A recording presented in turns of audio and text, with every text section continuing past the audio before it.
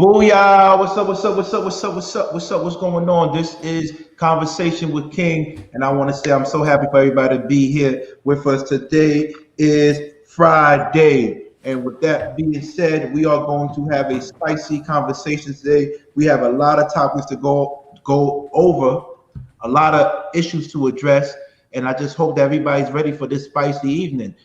With that being said, we just need everybody to go and share this page with your friends and make sure that they are aware that we are going to have one of the best shows on Fridays. If you didn't check out Jen's show, then you missed out a lot because that show was popping. When do women hit the wall? Go and check the replay, go and support her. Also, check out, go and replay the Conversation with Queens. Also, go and check out E Black's page. The pre-show is fire, and also go and check out Chef's show, which is the post-show, and that's fire, and other stuff that he has going on his show, as well as our other fourth horseman, Daryl, who should be with us shortly after work as such. So I'm just happy to be here. Shout out to all the people that came to support us today. Shout out to Mr. Tootie Lulo. Shout out to Juana Washington. Shout out to 100 Watt. Shout out to Aisha Smith. You are hilarious, Aisha. Shout out to CC. Shout out to Maricela for holding down the moderators. Lenski. Rasta Baby won't be here tonight, but thank you for always holding us down. Moments with Mickey Red. It's going to be an amazing show today. Call your friends because we're going to have something to talk about today. Today, we're going to talk about the Tami Roman statement. Okay. Whenever they start playing, can you press pause or press mute? Thank you.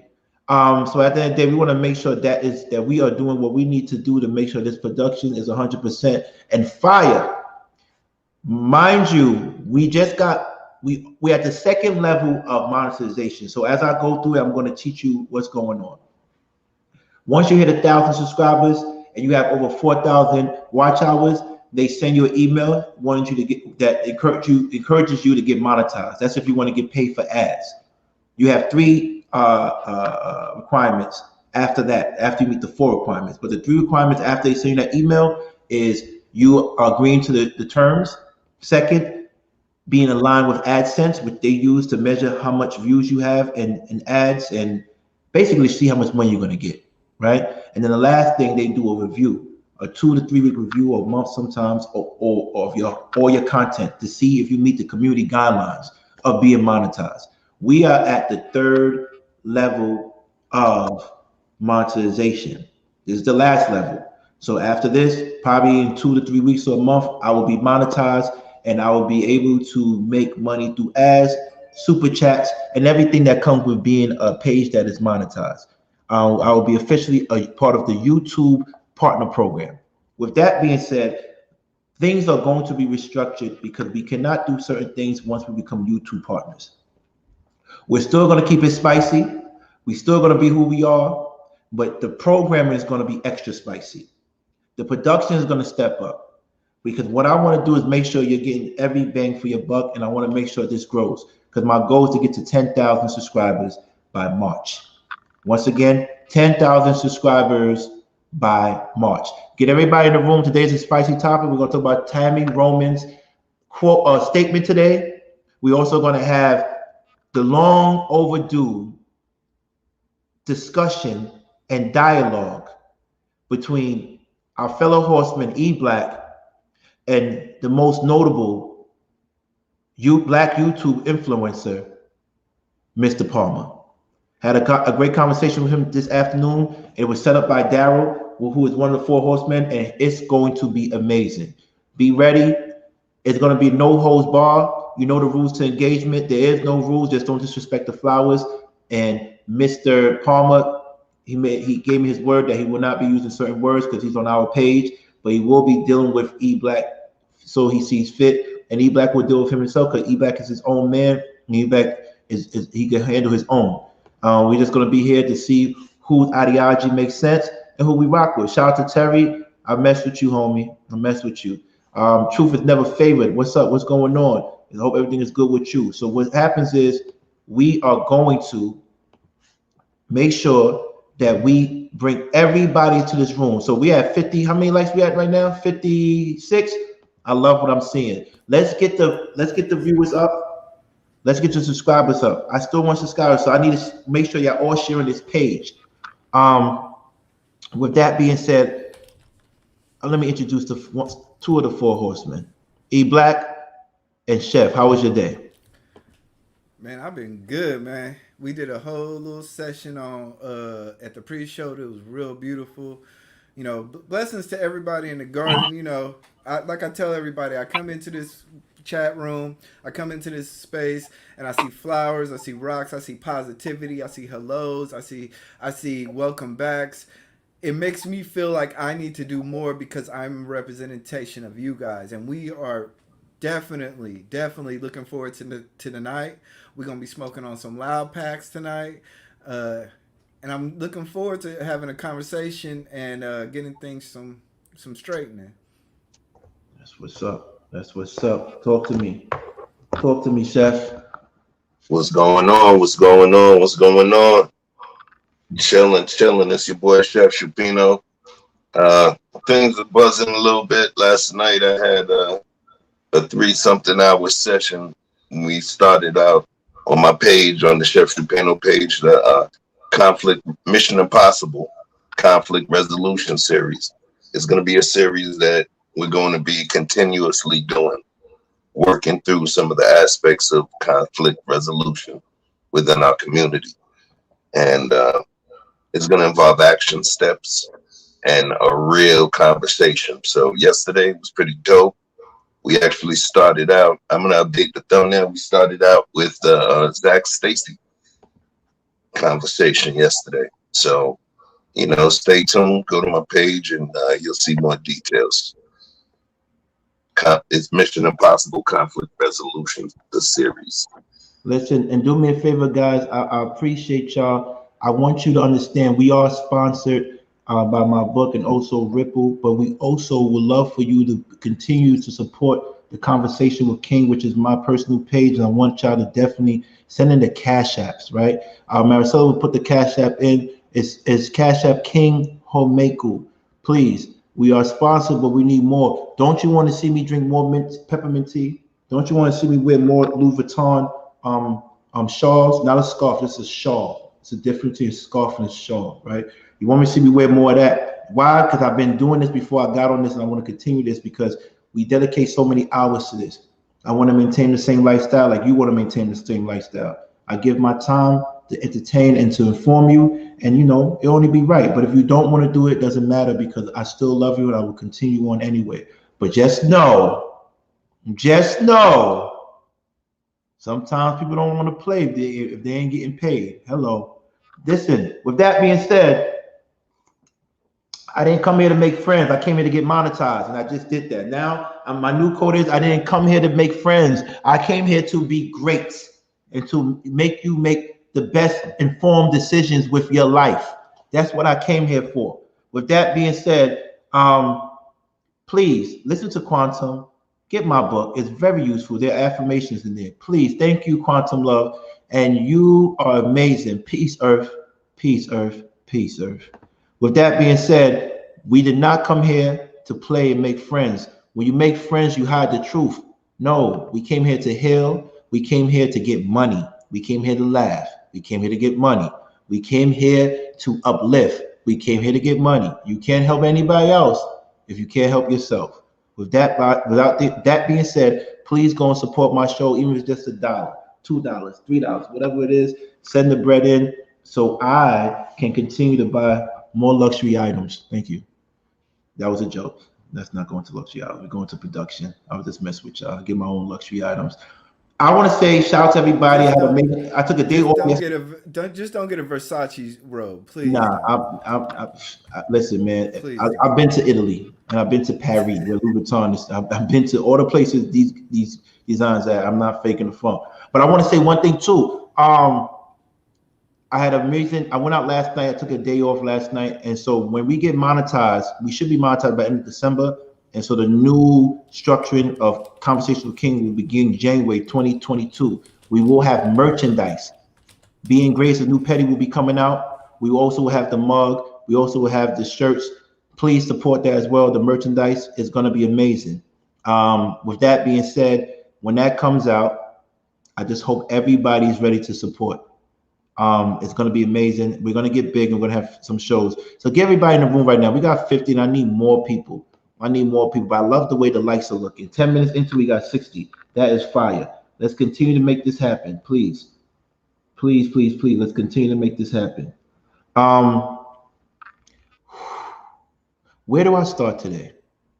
Do I talk about last night when I went out and I had an amazing night, but it was a night that gave me resolution? Or do I talk about how my best friend flew down today to get his fiance an engagement ring because he's getting married in Nigeria in December?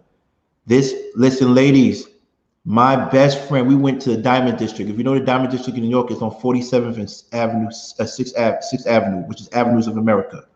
There's a whole strip of nothing but jewelry and diamonds. And they also have, if you're familiar with the GIA, which is basically they make sure that your diamonds are authentic.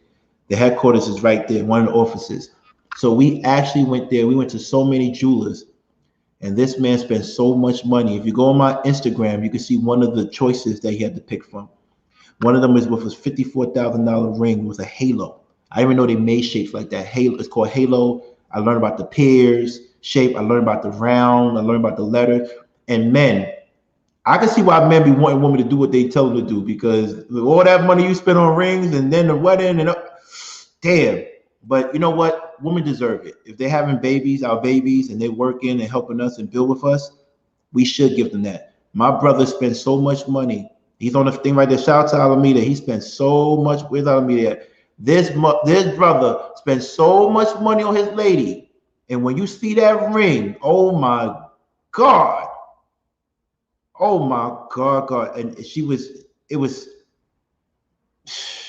was amazing. Terry, I'm about to call you too, because I knew you probably had a hookup. I definitely need to talk to you about that, because this is crazy. So everybody, please give a round of applause to Alameda, my brother since kindergarten. He's getting married. He bought his lady. I hope she's not watching this. He got laid a beautiful ring today, and it was huge. The diamond was fucking huge. I'm talking about huge, and it's worth every 50,000 that was worth. I'm sorry, it was worth everything that was worth. That's all I want to say to you. 50,000. Fuck it, I'm going to say it was. Listen, I'm not going to say which one he got, but he got one. It was amazing. But his woman would love him anyway, whether he bought her a ring or not. And that's the type of woman you want to be with.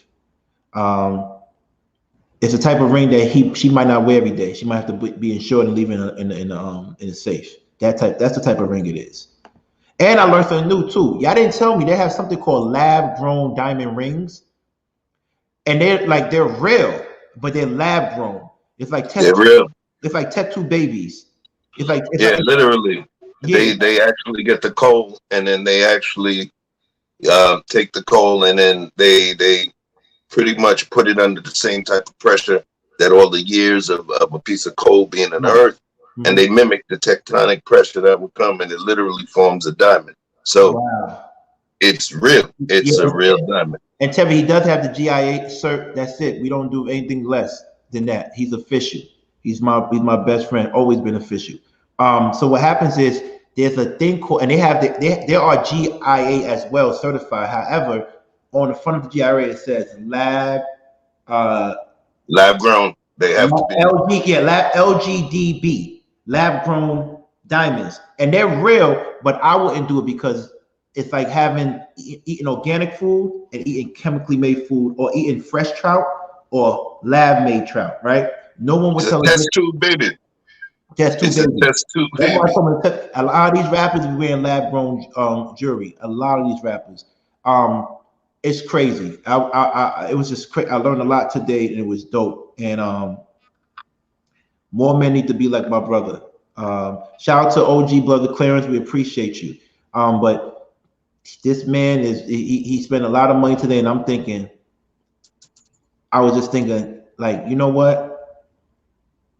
I'm going to spend a lot of money on my engagement ring, but it made me realize that I need to get the ball rolling. and I need it has to be someone that I'm not settling for, and my brother is not settling, and that's why he decided to marry the woman he married. Unfortunately, because I did a crime years ago, I might not be able to go to his wedding because they won't let me leave the country when you're on federal probation without permission from the judge. So that's one of the bad things about when you live this life of crime. You have consequences that affect you for every little. So with that being said, I had to learn my lesson, in regards to that. But shout out to my brother once again. Let's get the show started. Let's get it rocking. Let's start with talking about what Tami said. And I need everybody to come in and chime in because it's going to be an amazing show today. And I love what we're doing. 61. I need people, turn the lights up. If you're in the room, turn the lights up. It's going to be an amazing show today. Truly amazing. Amazing, amazing, amazing. It's Friday, but we got the best show. I promise you. I promise you. So let me see. Tami Roman, tell me what y'all think, fellas. Everybody, please look into your screen and pay attention. This is going to be one of the shows that I'm at a point where my career is starting to do and reward. Let me start it again. I hope everybody's ready and paying attention to Tami Roman. She says something that I love. I love this. Let's go. I feel like I'm at a point where my career is starting to do and reward me for all of my efforts and the time that I've been in this business. Yep. And a baby for me right now would just not be the thing to do. Yeah. So what I offered him was an opportunity for us to take a break for a year or two and let him go find someone to have a child with. Stop it. And then when he has his baby, we could get back together. You would genuinely be okay with that? Hold on. So you're giving him permission. So what happens, let's say he follows through and has this baby. Do you help raise the baby? I would help raise the baby. It's just I don't want to have it. I don't want to go get my eggs and all that. It's really more about him being able to have his legacy here because he's an only child. And he doesn't have children. And he does not have any. Listen. Let's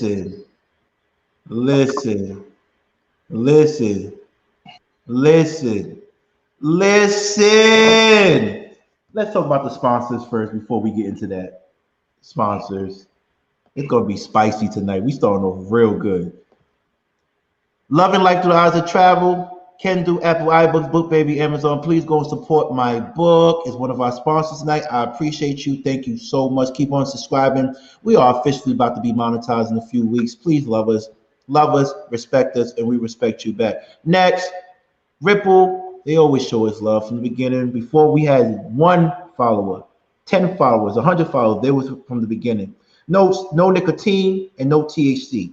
Please go and show some love to Ripple. This is the Jasmine Flamer, Jasmine Roman. Please show some love and respect. Support those that support us. Also, look down there. You'll see the Ripple King. The Ripple. If you go to www.theripplecode.com, if you put the Ripple King, which is me, you'll get a 15% discount. Thank you very much. We appreciate you. Also, with that being said, shout out to Shannon Rawls, who is my new. We know me and you got a couple of things we got to hash out, Noopy. But you always and will ever be part of the Noble Clan, so I can never play you for that. After that, let's get busy. So what do you guys think again about what Tami said? Let me play one more time. I'm at a point where my career is starting to do and reward me for all of my efforts and the time that I've been in this business. Yep. And a baby for me right now would just not be the thing to do. Yeah. So what I offered him was an opportunity for us to take a break for a year or two and let him go find someone to have a child with. Stop it. And then when he has his baby, we could get back together. You would genuinely be okay with that? Hold on. So you're giving him permission. So what happens, let's say he follows through and has this baby. Do you help raise the baby? I would help raise the baby. It's just I don't want to have it. I don't want to go get my eggs and all that. It's really more about him being able to have his legacy here because he's an only child. And he doesn't have children. And he does not have any. Wow. Okay, with that being that listen. I need the ladies up here. I need one or two ladies up here just for a few minutes to discuss this. Um, she said, Natalie said, sounds like a crisis management. Just as in case something went out of crazy. She's funny. She is funny. All right, so listen, Natalie. check this out. First of all, shout out to Wana Washington. You just donated so much money right now. I'm going to buy an engagement ring for the first girl I see when I leave this place. Thank you so much. That donation just put me on the map. I'm officially a drug kingpin now because you got that's how much money she gave me. I'm Ghost. I'm Ghost. I'm Ghost. I'm Ghost from that hit show that 50 produces. I'm joking. I'm fuck with you. I don't sell drugs. I don't deal with drugs. I don't want any problem. I'm on probation. How about that? King St. Patrick. I'm King St. Patrick. You funny. All right. She had a few miscarriages. Damn. The ladies are ruthless. Damn. Truth Never Favor says she sounds dumb. Damn. Shout out to Dante Henry. What's up, baby? I hope you saw that video. Queen Nita says, I understand what she means. She has kids, plus she's older than him, and she doesn't want him to miss out because she doesn't want her body to go through the baby thing anymore. She's 51 years old. She's 51 years old. So can she even have kids? Does she have eggs? She can't have kids. She doesn't want to say her age. No,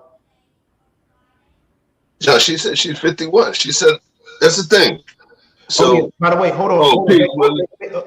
Big Bad Bull. Yes, it's called Ripple. Look on the bottom right now. It's a ticker on the bottom. If you use the Ripple King, you get 50% discount. Go to that website and use my discount code, and you will get 50% discount. Thank you very much. Colette, let's bring a lady up here. A flower up here, first and foremost. Colette, first of all, you are so talented. You are amazing. I appreciate you.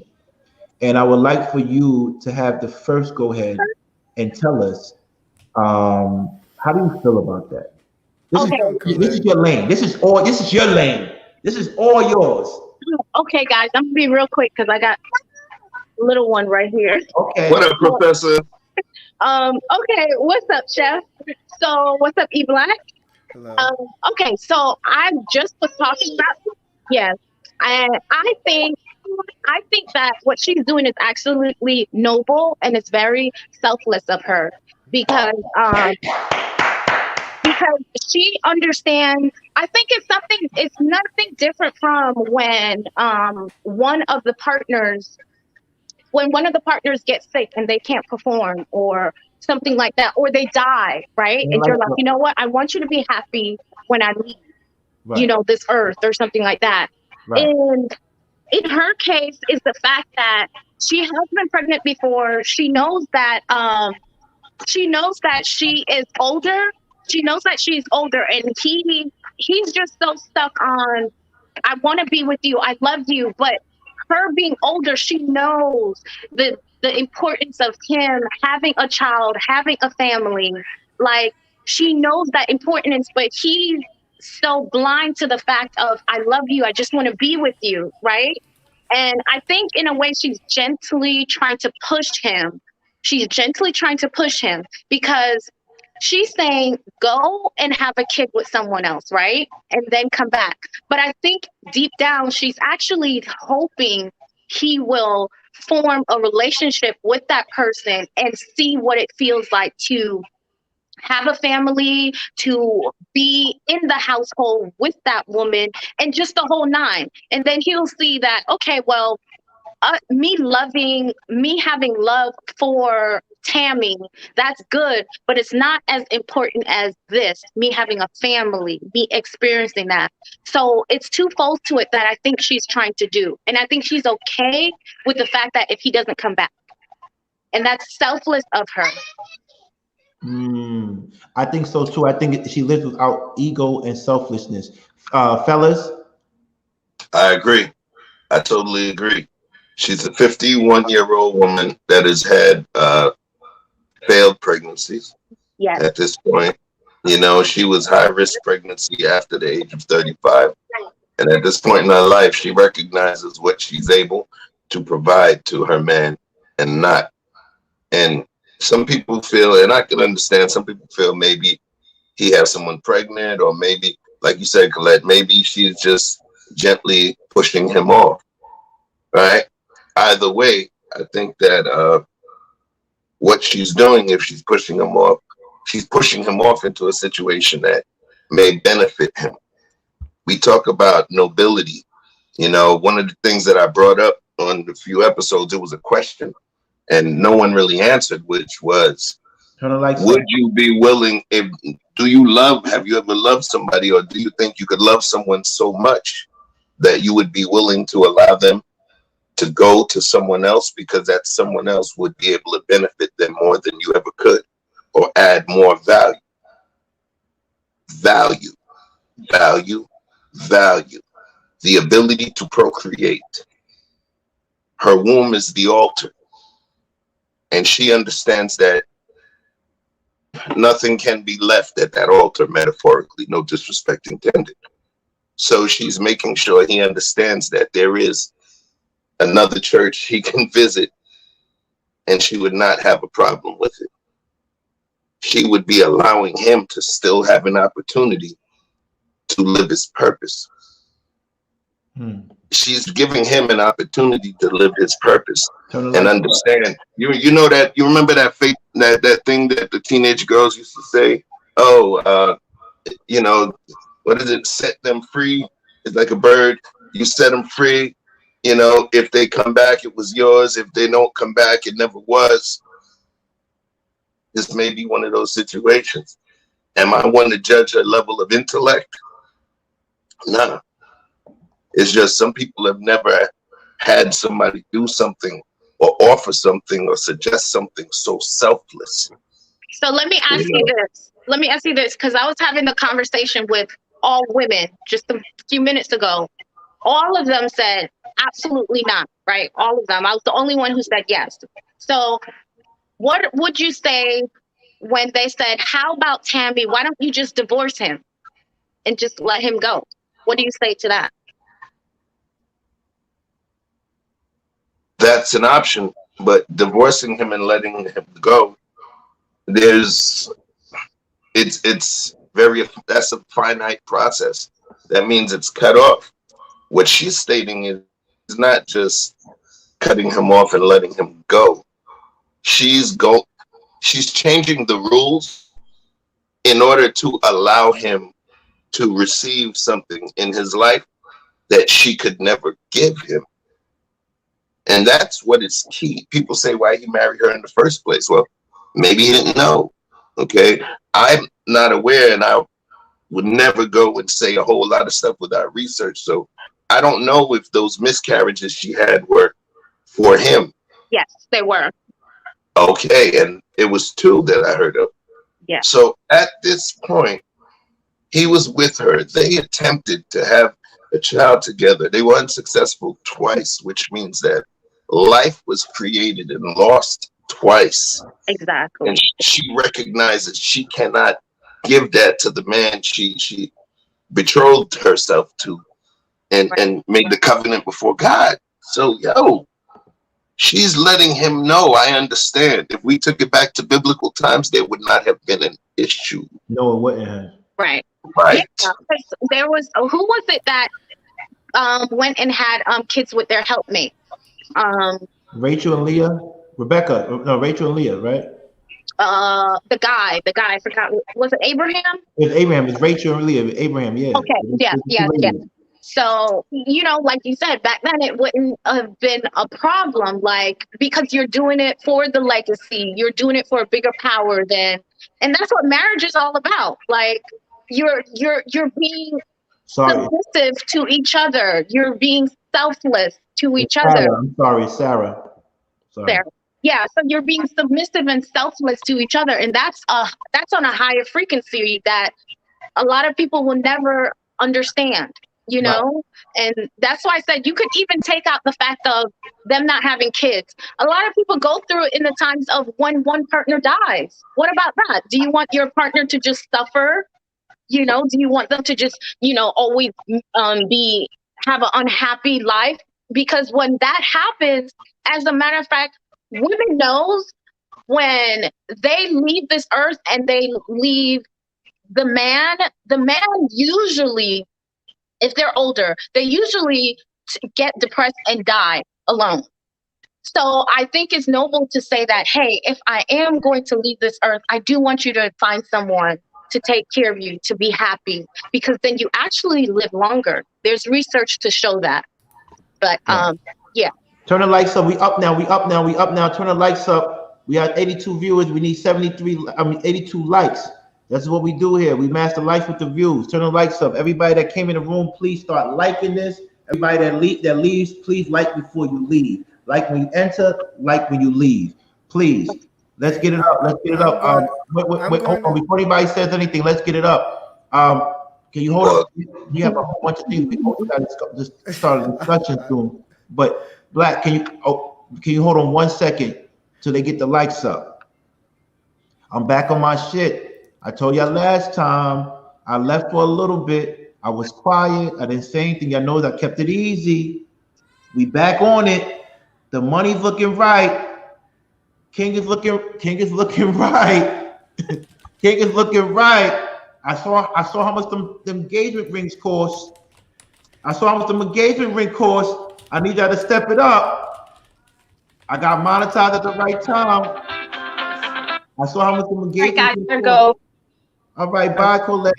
Thank you. Guys. Later. See you in class. As she leaves, as the flower leaves, the queen leaves, we have the most, one of the most notable, indestructible horsemen to ever live and grace the stage, Daryl. What's up? What's going on? What's going on, baby? What's going on, baby? Talk to me, my lord. What it do? Man, just another day, another dollar, brothers. What's going on today? Not much, man. Today is a very eventful night. We just talked about the Tami Roman incident where did you see it? I caught that. Yeah, I caught that. Yeah, so we definitely like your opinion, but we also want to say shout out to you for orchestrating probably one of the most epic debates that we're going to have on the Conversation with King channel between our fellow horseman E Black and the undisputed Mr. Palmer. Yep. So thanks for you for keeping your word and setting it up from weeks ago, and made it happen today. And also, we're going to discuss. And he's going to be on a panel with us after that's over. We're going to discuss why these women are having babies by men that don't want them, which is a setup. Which is like, to me, it's like a trap. But we will talk about that when that comes up. I just need everybody to turn the lights up. How was your day, Daryl? You know what, man? My day been pretty good. Going into like week 2, single dad mode. Oh wow. Grinding. But everything is good, man. I actually plan on I've been talking to a realtor, and I'm getting a house on the West Coast. I'm about to make a move over there. So that's my main focus right now, is securing all my fucking streams of revenue here, and then looking for new streams of revenue in the West Coast region. That's all I've been up to. Right. Okay. What about you guys? I'm just cooling, man. Like I said, I went to help my one of my best friends get an engagement ring for his wife, and he's spending a lot of money. I'm talking about and that's what I'm saying. We expect y'all to be the best because we're gonna bring y'all the best. So that's just what it is. That's what it comes down to. Congratulations to your brother getting married. I appreciate that, man. I don't know. It's crazy. As far as the 50,000, my father used to always tell me that if the ring is less than 50,000, he told my sisters to never accept it. That's what my grandmother told him. So it's funny that you mentioned that number. That was the number that he said. It was like, if he can't afford that, then more than likely y'all probably gonna be like one of those struggling couples, and that's not something that he never wanted for my daughter. I mean, for his daughters, my sisters, they twins, so he got 2 daughters. Wow, that's crazy, because you know what? I used to always hear that it's 1/3 of your salary or 3 months of your salary. And if you do the math, my boy makes around like that, because he's a career military man. He's been in the Army for 30 years, but he's high ranking. Okay. High ranking. So he just came from Italy, then stationed in Hawaii and stuff like that. No doubt. Okay. All right, so let's get it popping. My brother just said what's up to you, Alameda said what's up to you, Daryl. But let's What's get going on, baby? right now. We're gonna wait on what's gonna happen. I just need the lights up before we start. I like what it's looking like right now. We start on time. It's 88 people in the room, 82 likes. I need more likes. It's gonna be a show today. But my opinion, shout out to Cheryl. I love you, Cheryl. Listen, we all came out for show that day because she's the princess of the garden. Everybody showed up and showed her love. Shout out to Cheryl. We will always fuck with you and love you for who you are. And I gotta stop cursing because I'm about to be monetized soon. I need that Disney money. I need that Disney money. I see you, Daryl. I see yo, Daryl went from 750 to 800 in 2 days. He said, I'm taking a break. And then boom. Chef did the same. Boom. I don't know E-Black's number, but I know he's pew. You feel me? Taking off. I'm past 800 now. Got past 100,000 views. My next one is 250,000 views. That's the next goal for me is 250,000 views. By the time I hit 1,000, I want 250,000 views. I'm trying to get up there real quick. Right. So and Daryl's doing it from the heart because what happens is you don't get retroactive for the views. You don't get that, but what you do get is better positioning when it comes to the ads they give you. Right, so they know that okay, he got an audience, so let me give him the better ads. But you know, after he gets monetized, then he starts getting paid. So don't give them all your real shit now, D. Wait, don't give them all the real shit now. Wait till you and then hit them. You know, it's crazy. Is I was gonna do an analytics video, and the flower that I'm talking to, she was like, "No, just wait." She said the same thing. Wait till we get monetized because my channel, the engagement is going crazy. The reach is over 1 million. So right. But I'm gonna wait till I get to 1,000, and then I'm gonna do a whole analytics video. I actually got a StreamYard video I think you're gonna like too, but the analytics video is gonna be an all YouTube studio video. You put me on. You put me on. You put me on. You told me how to do that. Yo, get the likes up. Come on. I want to start the show. Shout out to Wanda for giving that donation. Please, more donations. Shout out, you gave me one of the biggest donations I've ever seen. I feel like I don't have to work for the next 2 years. Thank you, Wanda, Washington. Thank you so much. I don't have to work for the next 2 years because of Wanda. Era Black TV. Who somebody put Era Black TV? Is that like who is that? Hey, real talk. When I first joined the internet like a couple of months ago, they confused me for him. Oh, okay. Shout out Era Black TV. What's up, brother? Peace, brother. You don't want no problems, but we don't back down either. But we fuck with everybody that comes with respect. We respect you. Shout out to everybody. Please take this down. You want to come in? Please put the cash up again, Maricela, so they can know what to donate to because we are going to start getting more equipment. I want to get some of those chairs. I want to get these headphones. I already proved my point. I want to get all this stuff and look good for y'all. You feel me?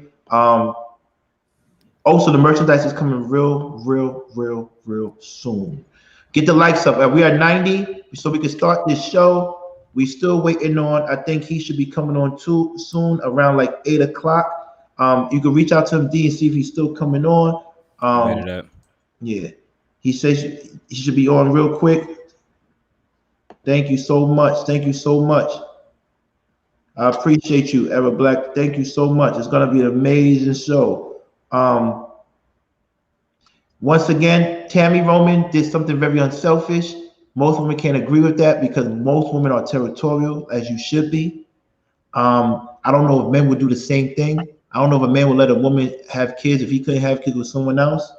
But those who decide to do that, more props to you. More props to you. And thank you so much, Wanda Washington. King. Yeah, talk to me. You know, some things, like I said, I think the things that she kind of said implied a couple of things. She said that she was letting her man go to do things. Right. Meaning that, you know, I don't know if she was implying that they were going to go get a surrogate or if he was going to go out and openly reach a relationship with somebody else. I don't know if that. No, she said it. She said it. If you listen, she said he get to take a break for a year or two. Well, that's the thing. In marriages, there is no break like that. Why? Who said that? What do you mean? Who said that? That's the whole point. You stick together, you make a bond to each other. Yeah, but you know, me personally, who said that? Like, there's no place in the Bible that says you can't take a break. There is a place in the Bible Can you show it that says you can't take a break? Yes, it Please says that. Here, I'll look it up for you. Please, there's no place in the Bible that says you can take a break. We have Mr. Palmer on the line. We're gonna put him up real soon. We appreciate him taking his time to come in and build with us. But there's no place Black in the Bible that says you don't have there's no relationship, there's no one set of relationships. That's what I'm trying to tell you. When people have an agreement, they decide what the relationship is. Under the auspices of whatever religion they're in, they decide. Some relationships say, hey, I don't want kids. Is that wrong? Some relationships say, hey, you're allowed to have kids. In the Bible, we just talked about Abraham and Sarah having kids by one of her helpers. That's kind of like the same thing that Tammy's suggesting. All right, 1 Corinthians 7, to the married, I give this command, not I, but the Lord. A wife must not separate from her husband. A wife must not separate from her husband. I didn't know her husband was a wife.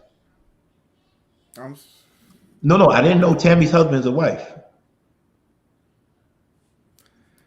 Okay, you want to play semantics? That's cool. That's semantics. I'm just saying. I'm going exactly what you said. I'm just being. You asked for a verse. It's a friendly exchange. I'm just saying. You asked for a verse. She can't do that. And what you just read showed me that she can. Okay. Look, I'm not going to play semantics with the Bible. I'm not going to play semantics with the Bible, but it's basically telling you in black and white that there is no separation between the man and the woman. They both are equal. So people say you can't have sex with other. So you saying if you marry someone that can't have kids, you stuck? Yeah. I mean, God has blessed you. We'll have to bless you through that consecration of the marriage. But you're not here. I'm sorry. But then there's also adoption. There's also foster care. That's the thing that's also in the Bible. The Bible also talks about being the father to the fatherless. So, Roches, what is E Black right about? What is this about? Roches agrees with you. She's saying you are stuck. Okay, let's bring Mr. Palmer. What's going on? So let's ask Willie Dean. We're gonna bring the honorable Mr. Palmer up after we ask Willie Dean. Right. He's gonna get his book. His book is called Love by Willie Dean. Please don't get his book. So with that being said, before we get Mr. Palmer up, I want to ask you a question. Get the likes up to 100. I need my likes of 88. It's gonna be something serious today. But Tami Roman wants her husband to go and have relations with other people because she can't give him children. E Black just told me that if she's married to him, that means he's stuck and he can't have children elsewhere. How do you feel about that? In fact, we just talked about a guy who was Abraham, who did what you say they couldn't do. Yeah, because God blessed him, and God blessed that said Sarah would be the mother of all the nations of his great nation. So he blessed Sarah even in her old age. But he had a baby by somebody else too. Yeah, but the mother that was blessed by God. Right, but he had a baby by somebody else, and you said you can't have a baby by somebody else. Okay. Like this is what I'm saying. Like I'm confused because in the Bible, there's point where people have multiple wives, and then as soon as you get to the New Testament, it's saying one wife, and in the New Testament, then it goes. They ask him, "Can I have more than one wife?" And they said, Jesus said, "He said, if you can love them all the same." You know, like I said, I don't like to, you know. I'm just saying, what is the interpretation? Because there's so many interpretations. That means you could be wrong and you don't know. All I'm telling you is my interpretation. Now, okay, then I don't like to argue points on the Bible, but there is like what you're saying is not exactly what is actually factual and what happened. So. I got a question for you, Blizzy. So, I'm sorry, y'all, and I call him E Blizzy, E Black. So y'all know what I'm talking about. Yeah, that's what my folks call me too, though. Yeah, my cousin Sonny Black, we call him Blizzy, so he Blizzy. Well, listen. Remember, we're not talking right now. We're talking. I'm sorry. I'm sorry to bother you. I'm sorry to bother you. When you getting frustrated, I didn't mean it. I'm No, just I'm like, yeah, because you got real frustrated for no reason. I'm trying to figure that out. Kinghormeku adultery has a direct definition. There's no interpretation. I respect that. Okay. so now let's say this. That goes to the same thing I was speaking with Black. Yo, that's not what we're talking about. We're not talking about the biblical interpretations for what's going on. We can always go back and look for some sort of biblical resonance to something that we're doing in this modern time. The question, to me, the question really is, what do we think about her of making that offer?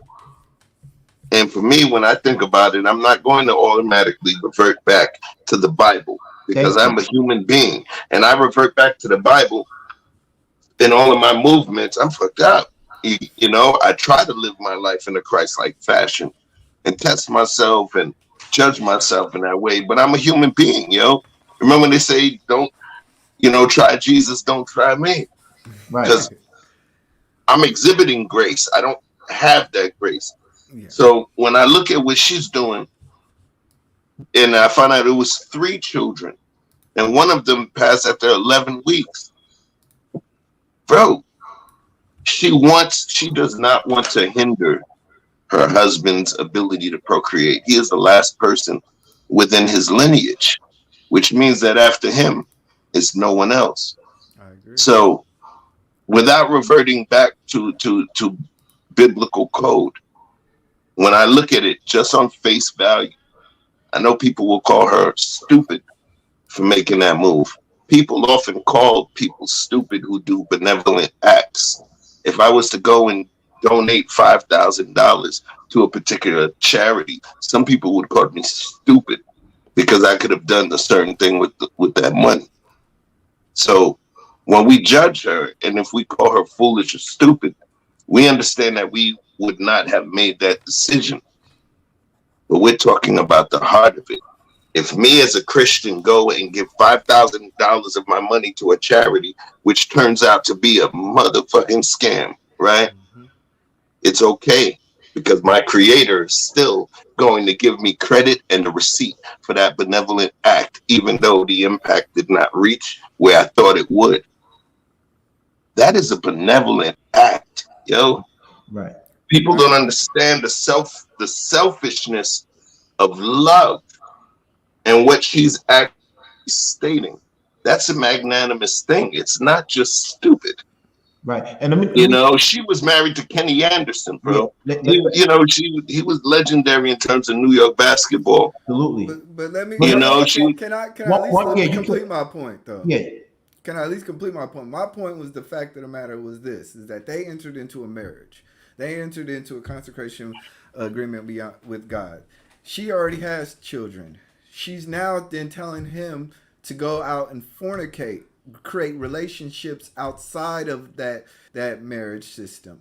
Then to say that when I come back, when you come back to me, then we can then raise this child in a triplistic way without even considering the other woman.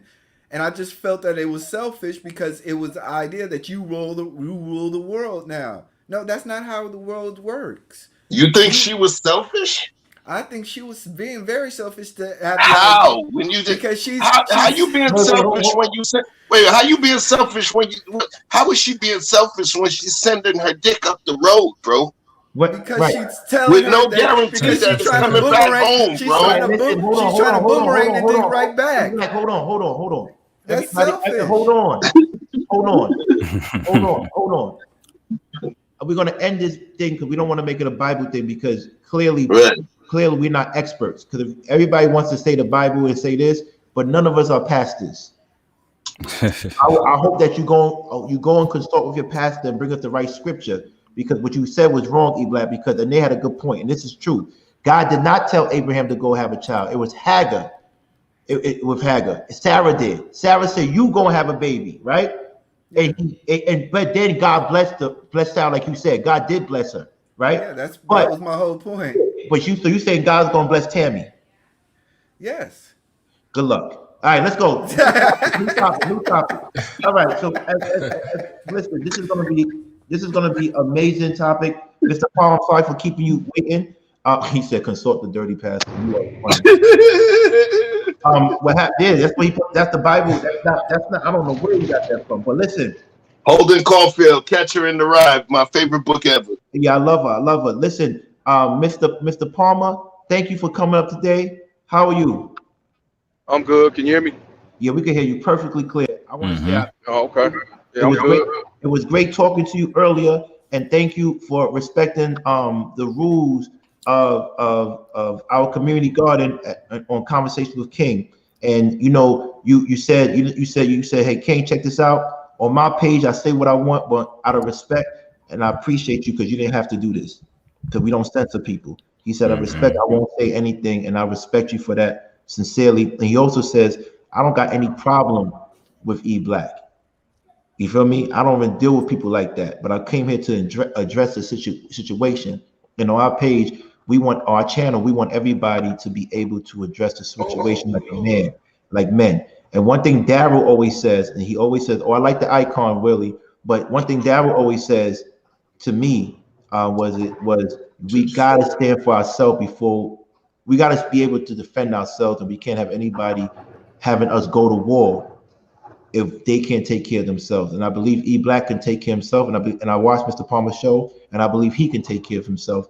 And they could express their own points, so we could get to understand of what happened, how it escalated, and who's just doing this for clout, and who's doing this for the facts.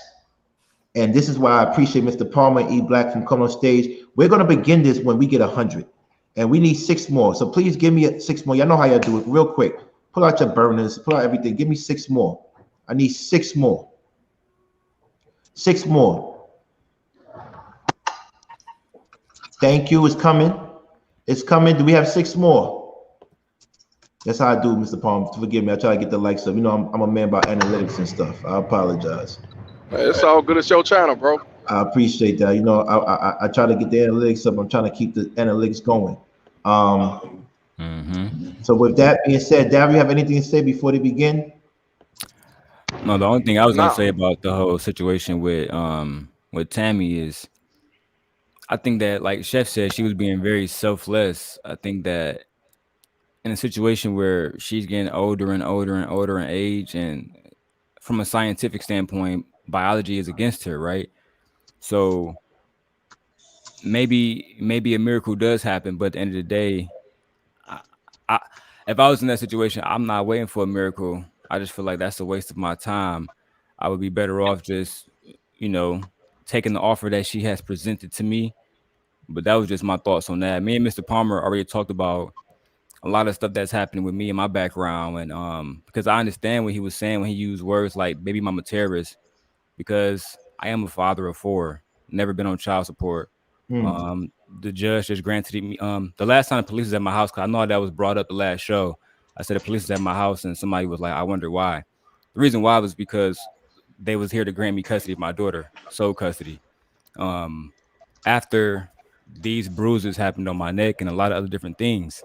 So that's why I really fuck with Mr. Palmer, because a lot of men out here don't want to hold other men and women like responsible for what they do to black men.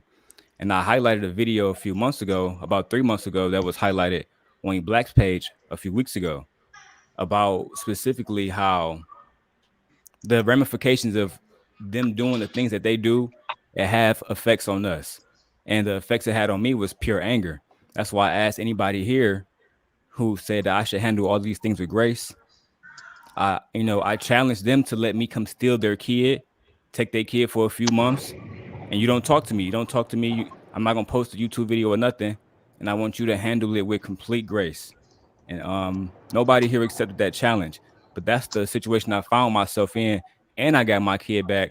And Willie and King, y'all was the main ones who was like, "Hey, I'm sorry you going through what you was going through," and everything else that came my way was bullets. So, shout out to Mr. Palmer for being here, because the situation for me is crazy. And I try to stay like flat. I'm trying to be even on every show now, but this topic is real crazy, real crazy. It's funny because the topic today is about women stop having babies by men that don't want you.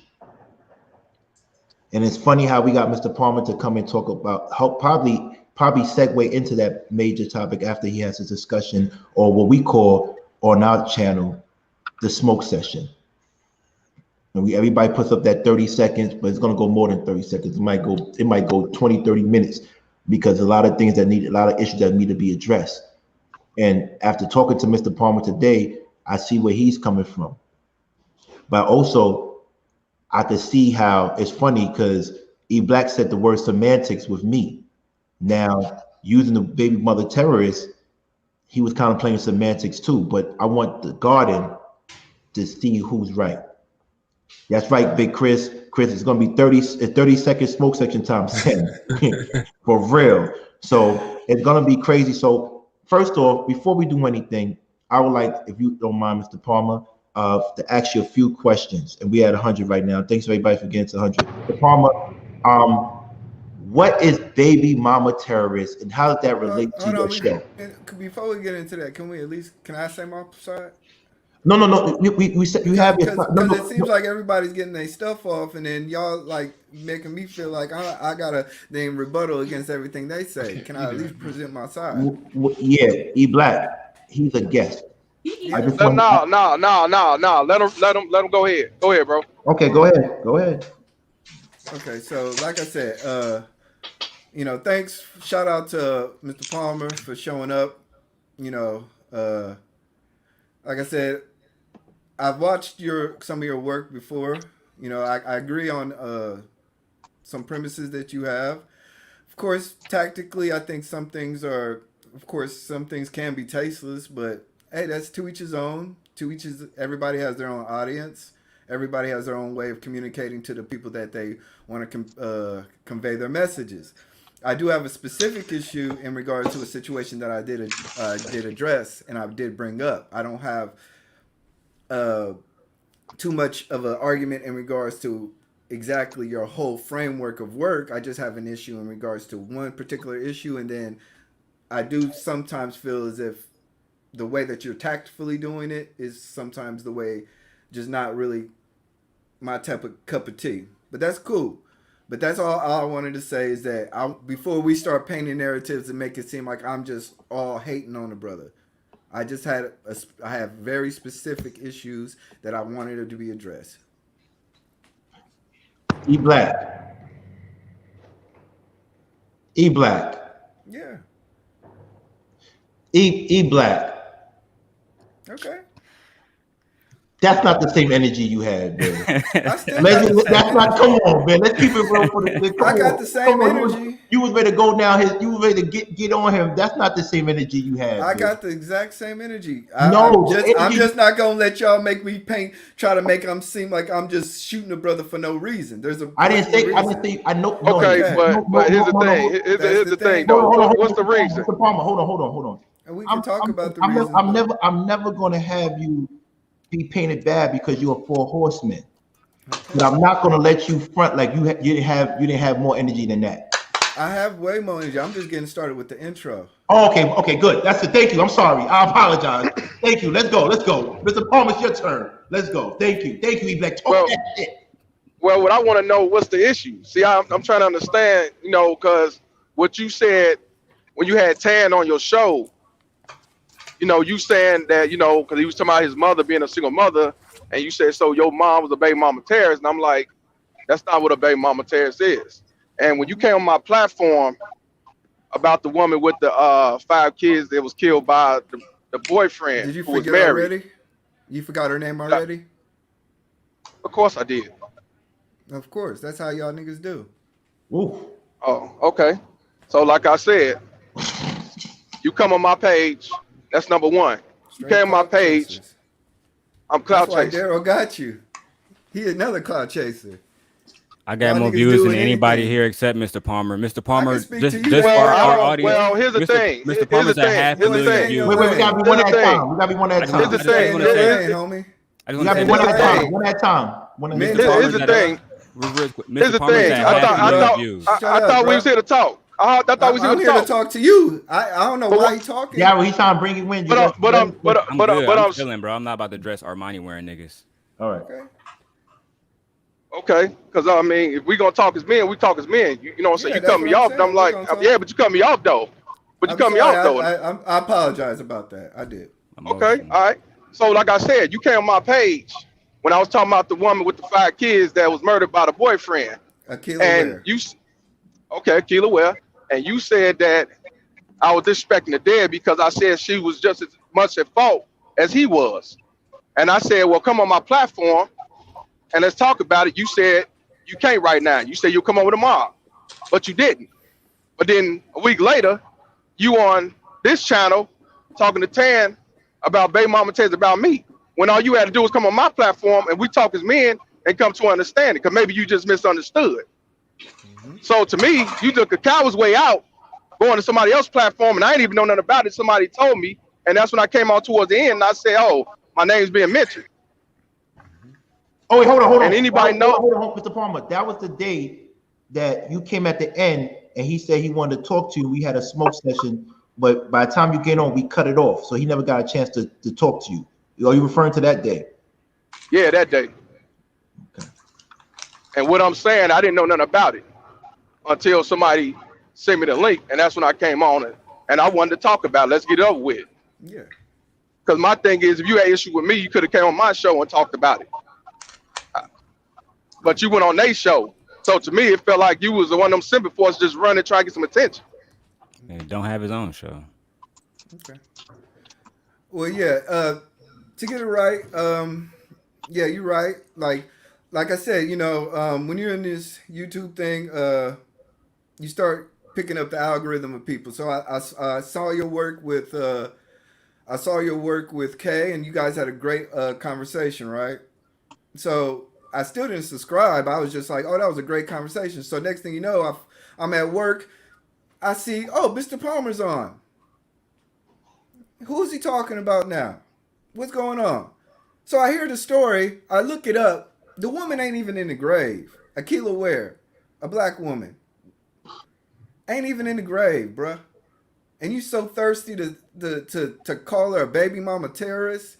You so thirsty. I never called her a baby mama terrorist. Yes, you did. See, now I knew you was gonna pull that. I should have just pulled the tape, but you directly called her it.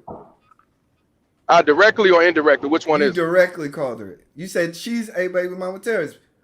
She knew exactly what she was doing when she had sex with a married man. Hold on, what's the baby mama terrorist? Wait a minute. I'm asking. What is that? A baby mama terrorist is one who terrorized fathers for being their child's lives. A baby mama terrorist is a mindset. It don't not have nothing to do with a mother being a single mother. A baby mama terrorist could be a woman who got married, got divorced, and tried to keep the father out the picture, run to the course for failing relationships.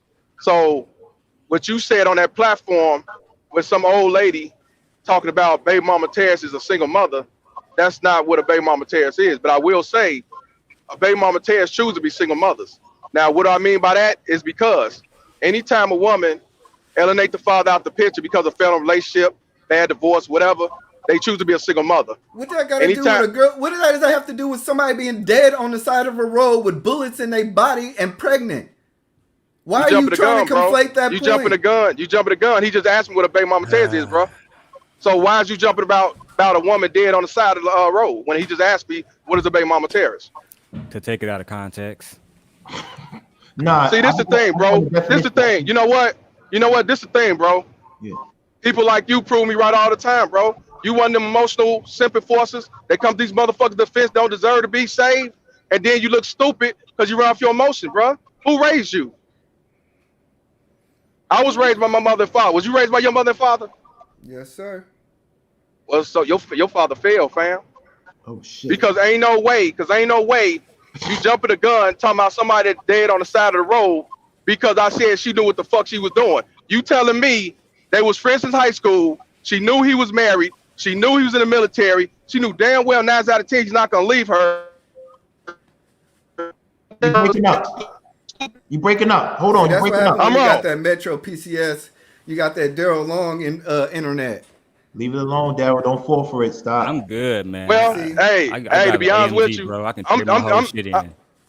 I'm driving this shit, so it's whatever. But like I said, you telling me that I was wrong for saying that she was stupid for getting pregnant by a dude that she knew was married, that 9 out of 10 she wasn't gonna go nowhere. And you telling me because she's a black woman and she's on the side of the curb that I'm wrong because I said she was stupid for entertaining him and getting knocked up by a man who was already married. Is that what you're telling me? Hold on. She was married by she was knocked up by a man that was married? Dude was married. Wow. Dude was in the military. They went to school together. And 9 times out of 10, she got pregnant. He didn't want the kid because he got a family. You know what happens if you get caught up? He know he gonna get on child support, probably alimony and everything else. She said, my body, my choice. And he made the executive decision to do what he do. And I even said this dude is dumb because he shouldn't have messed around with her in the first place, knowing damn well if you shoot up the place, she gonna keep that kid because one, she might still have feelings for him. Two, opportunity. He in the military. You know how much benefit she gonna get? So I said both of them was stupid.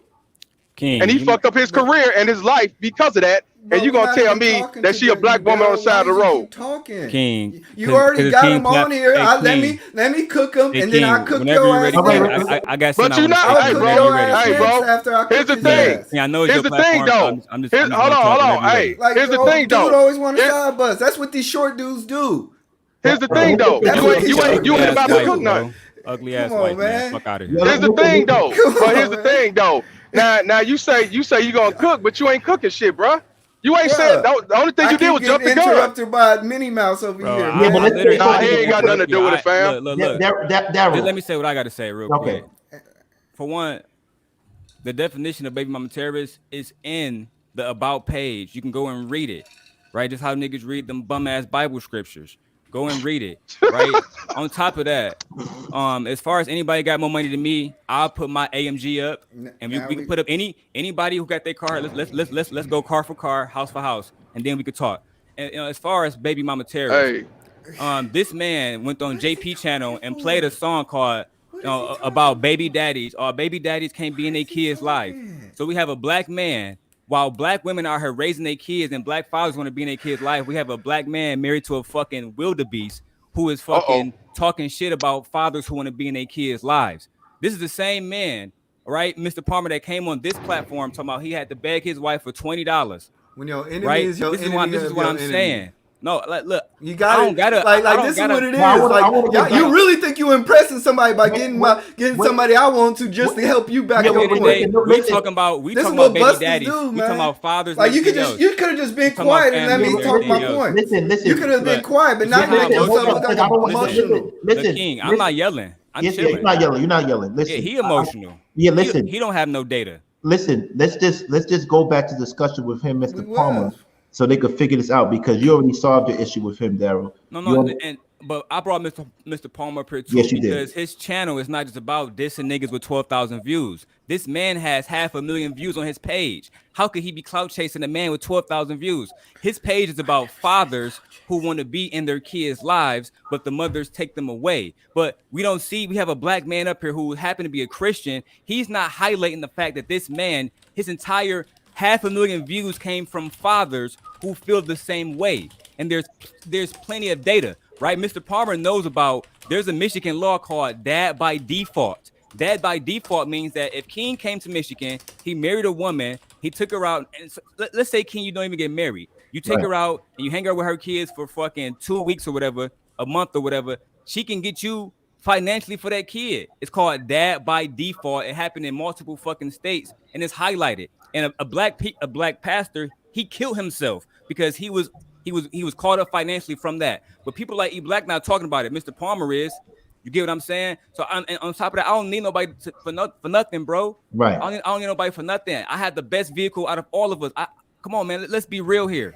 I really get money. So like, I don't got to joke. I'm calm. I'm gonna stay calm. No shots at me is ever gonna be retaliated on King's show again. I'm sticking to the motherfucking topic. Right.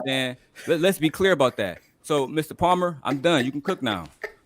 I mean, hey, I'm gonna keep it real with y'all. You We can have a conversation, Mr. Palmer. The first thing you got to say, but check this out. Check this out. If the first thing you got to say to somebody that somebody broke and ain't got shit, I already know you're a bum nigga. Because if that's the only thing that the first thing you got to say, I got money and you don't, I don't take you seriously, bro. I don't. You're a clown. You're a clown, bro. And like I said, you got offended. Who brought up money? You just did. I never brought up money. No, he said his phone was a PCS phone.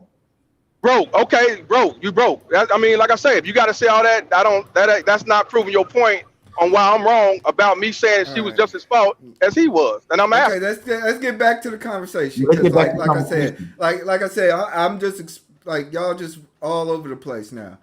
Okay, like I said, while the woman wasn't even in the ground, a black woman was killed, murdered. You already are trying to convey points about who's wrong in what situation, how she's feeling, what she's going through. She's going to take him from court, and you don't have no morality. You don't have no discourse. You prey on men like these dudes.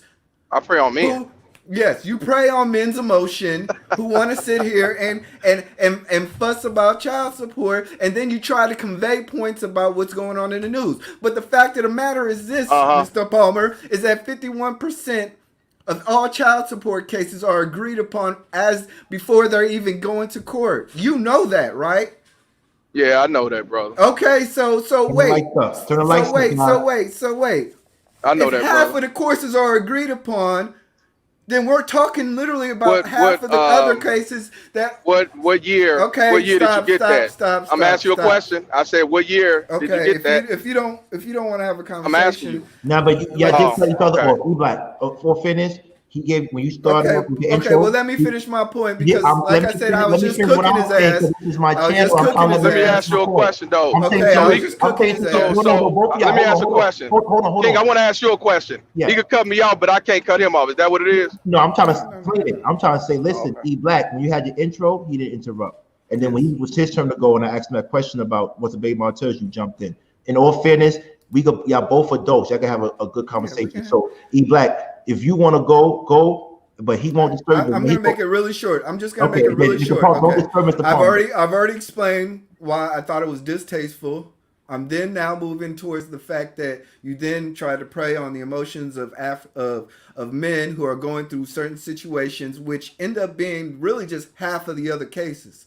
So now, all I'm saying is that, with Baby Mama Terrace, it's a catchy slogan. It's very good stuff. I agree with you. That's good stuff. I just think it's tactfully and it's just nasty. And it doesn't have a place in real growth, and it doesn't really address the real issues on what's going on in the street. You're just playing on emotions. In the street. You're just playing on emotions. So you say, wait a minute. So your issue, you say that my page is distasteful. Then all you have to do is block the page and move on, sir. If I don't like somebody's page, listen, hold on. I'm just saying. Listen, if you don't like my page, all you have to do is block my page and move on. If I don't like what you say, whether it be true, not true, real, not real, I know how to block a page and move on. I'm not gonna come on your page, say some shit, and then tell you I'll be on tomorrow, and then don't come, and then go on somebody else's page and start talking about you. I'm not gonna do that.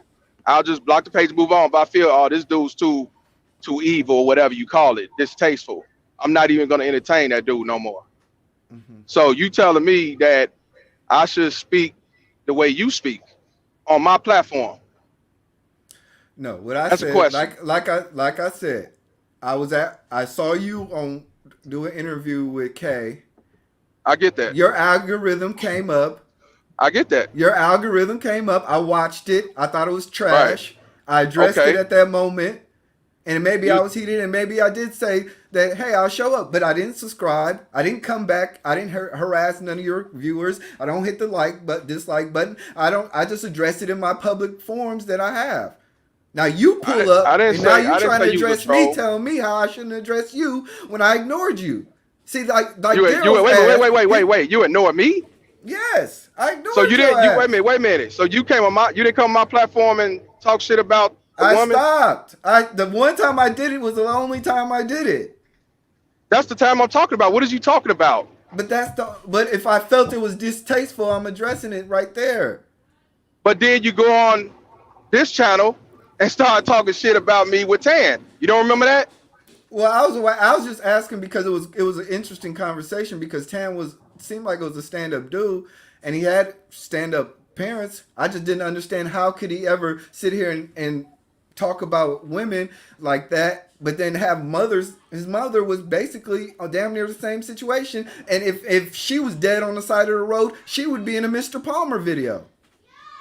But you just said you didn't say shit about me but that one time, and then now you just said you just brought it up about Tan. Which one is it, bro? No, I said why would he ever be in these circles? In what circles? It's a YouTube. It's social media. I just don't understand it. No, I don't understand you because you're saying one thing, but you're doing something else. I don't get you because you saying see what you saying that the issues with about the woman on the side of the road. Then you saying baby mama Taz is distasteful, but my thing is like I say, all you gotta do is not watch the shit. The intro. No, but you just said it just now. You said it's very distasteful. You say you didn't like. First you said it was. First you said that me and K interview was decent. Now you saying that it was garbage, and then you went back and looked at it again. No, I said your content was garbage at the time I was watching it. But that ain't what you said at first. That ain't what you said at first, bro. Which one is it? Okay. Y'all want to twist words. That's fine. That's fine, my guy. Like I said, well, man. All y'all got to do is rewind this shit. I addressed the issue. Look, my guy. I addressed the issue. I really would like you to reconsider how you do operate. Just that's all. Sometimes let a person get buried. Did you realize that she had a 12-year-old daughter? Did you realize that she could have been looking up I realized wait, she had 5 kids. No. She got 5 kids, do you right? realize that she had a 12-year-old daughter and that her daughter could have looked up at YouTube with her mom's name and saw the video of somebody calling her a baby mama terrorist? Do you have that type of decency? Do you have that type of decency? Or are you just as trash as your music career? Oh, shit. What? My music career? You talking about that shit 10, 15 years ago? Bro, I'm 42 years old. I don't do that no more. Are you serious? Yeah, Come on, man. That shit Come went on, plastic. Man. I ain't even gonna give plastic. That shit went paper. Hey, check this out, y'all. Plate. Check this out, y'all. Check this out. No, you see, like, check this out. Check this out. Check this out. Hold on, this dude's. Can I finish? This dude. Hold on, no, because I'm addressing this shit. Okay, my music. Okay. You found a good lane. You found a very good lane. Talk about the music. Your music career was trash. Right. So all I'm saying, my music trash. What else? What else trash? My music and you said my videos, right? Right? You done? I'm asking you a question. 500,000 views versus 12. I don't know. What I want to know is because that's like the baby mama tears I talk about. What does my music got to do with the video I talked about that day? Nothing. So see, that's what I'm saying. I don't take you serious. You just a simple force that want to get attention that rest hates for these bitches. And before you jump to the conclusion, I'm not saying all women are bitches. Thank you. What I'm saying is these baby mama terrorists who do baby mama terrorist shit, that's what I speak on. Now, if you want to take up for the ones that don't deserve to be protected, that's your problem. That's your lane. That's on you. But you're going to try to talk about my music career that I didn't have. You did. Ain't got nothing to do with my video. Right, but you brought it up. But I tell you what, let me tell you what I don't understand. I don't understand, hey King, but I don't understand how you got this dude on your platform and he's nowhere for a husband or a king. He's a sucker. I don't know why you got him on your platform. I'm just keeping it real. I want to congratulate King on getting 50,000 views this month. I myself did 41,000 in the last 28 days. I want to just congratulate him. Thank you. That's I mean, hey, that's what my thing is, he mad at me because I call him baby mama Ted. He's talking about a black woman on the side of the road. If it was a white woman on the side of the road and I was talking about it, would you have said anything, sir? Yeah, I still think it's distasteful. No. If I was talking about a white woman on the side of the road, would you have said the same shit? I just told you. I still think it's distasteful. I think you don't have to. I think, like I said, you're smart enough. You are like I said, you have decent content enough to be right. You don't have to do it that way, and that's all I'm saying. I respect, like I say, I don't have really an issue with talking about how women weaponize the court system. I don't have an issue with that. I have an issue is when you try to have YouTubers come on and focus on death and destruction, and then try to and then yes, because Young she was Dolph sitting on wasn't buried yesterday, and everybody did a dude. video Why you about keep Young talking? Dolph. Dude, Young Dolph wasn't buried I will yesterday, bury and you right everybody after did a this video. nigga. Shut the fuck up. No, Why you But can't, you ain't, bro. but bro, You you gotta ain't ask your burying wife me. for $20, bro. Stop it. You Bro. worry Hey, about it. bro, hey, you know what? Hey, Bro, Daryl, let you them and talk. your But fake reality but look, ass. but Daryl be you talking ain't. the But you, most here's the thing, though, trashy bro. But you ain't buried. You said you gonna bury him after you bury me. You ain't bury me. All you did was Yeah, talk about you my know rap what? You're career, right. We just and you talking. said We just talking. you You're right. said and you say you don't like my content. When all you gotta do is stop watching it. All you Yeah, gotta and do I is stop did, and watching it. I Right, did. But like I said, right, but I want to give you and your flowers because, like I said, trust me. My I don't only issue deserve no with flowers. my I don't only want no flowers issue, from you, fam. my I only don't want no flowers from you, issue, fam. my only Niggas issue with hoes. you was just the fact that Akira, where you, like I said, a lot of you, I see this on YouTube a lot. Dudes just do anything for clout. A couple of weeks later, you don't even remember the lady's name. No, I do But not, because I you do so so much quick to content. I jump don't. and I you don't. so I quick to don't. jump I and don't. make a story I about don't. it and equate your point. All I'm saying is have some decency in the way that you handle yourself. It's a smart phrase. Baby mama terrorist. That's cute. Fine. Roll with it. Make all your money you want. I salute you, black man. But sometimes have some decency. Let the woman be buried. You don't know what the hell was going on. Did you realize that she had an associate's degree in nursing? We just lost somebody who just was in working. You so quick to call people baby mama terrorists without even having a decency. That's You all must I'm ain't watch. You saying. must ain't watch That's that all I'm video. saying. You must ain't watch that video, because I did mention she was an RN and she was a nurse, and I said she probably had a 2-year degree. Come on, Okay. man. I don't take you seriously, bro. Okay. I don't. I I got the really don't. timestamps as well. Because Timestamp. here's the thing. Here's the thing. You saying you got the issue about You the got black the woman and all that timestamps? stuff, and about the black woman. But what I don't understand is when you came on the platform talking your shit, and I said, "Come on here." I understand you said you can't do it now. I said you said tomorrow. You did not come on there. Instead, a week later, you go on this platform and start talking shit when you could address me as a man. Since It wasn't I'm even not a a week man, later. It wasn't even a week later. whenever it was, you didn't address me. It was the next day, and actually the Okay. next day after that, and that's when he showed up. But like I Okay. said, just like So- Daryl says, it snows in May in Michigan. Y'all make up shit. Why you ain't come on the next day, bro? Oh, the reason why there was You a could have very talked to me. specific reason. You could have talked to There was me. a very You specific could have talked to me reason. as a man. When anybody come on my page, I don't There was disrespect a when we very talk one on specific one. reason why. What's specific? Well, why'd you lie? I didn't lie. You did. You said I'm gonna come on tomorrow. You didn't. I just didn't So- come on. But you come on somebody else's platform to talk about me. I can do what. Okay. No, you could. You right. You could do what you want to do. But that's why I say this supposed to be y'all king. I don't take you serious. You had to go back to them to try to get some aid assists. Really? He ain't no horseman. He a pony. I don't know why y'all take this dude seriously. Even everything he said about me, he still proved my points of what I talk about on my platform. These civic forces. You don't want to hold nobody accountable except men. And then you want to sit back talking about she was dead on the curb. People talk about dead people all the time, bro. And then I know, you know what? I lost respect for you when I found out. Now, I don't know if you and Daryl is best friends or if y'all just associate, whatever, but y'all work together on social media. And he did a video about his situation.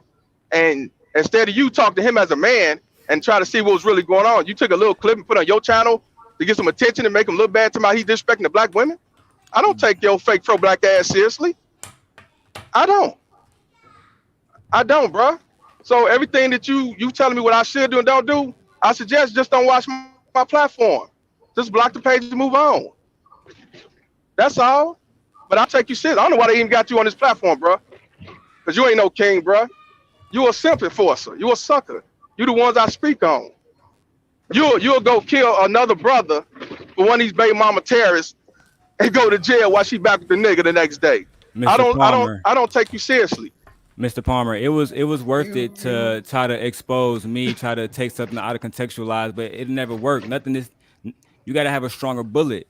You're not strong enough in your personal life. That's why all of us here has more success in on YouTube and outside of YouTube. We look better. We fuck better bitches. Really? Yes, Really? I don't Really?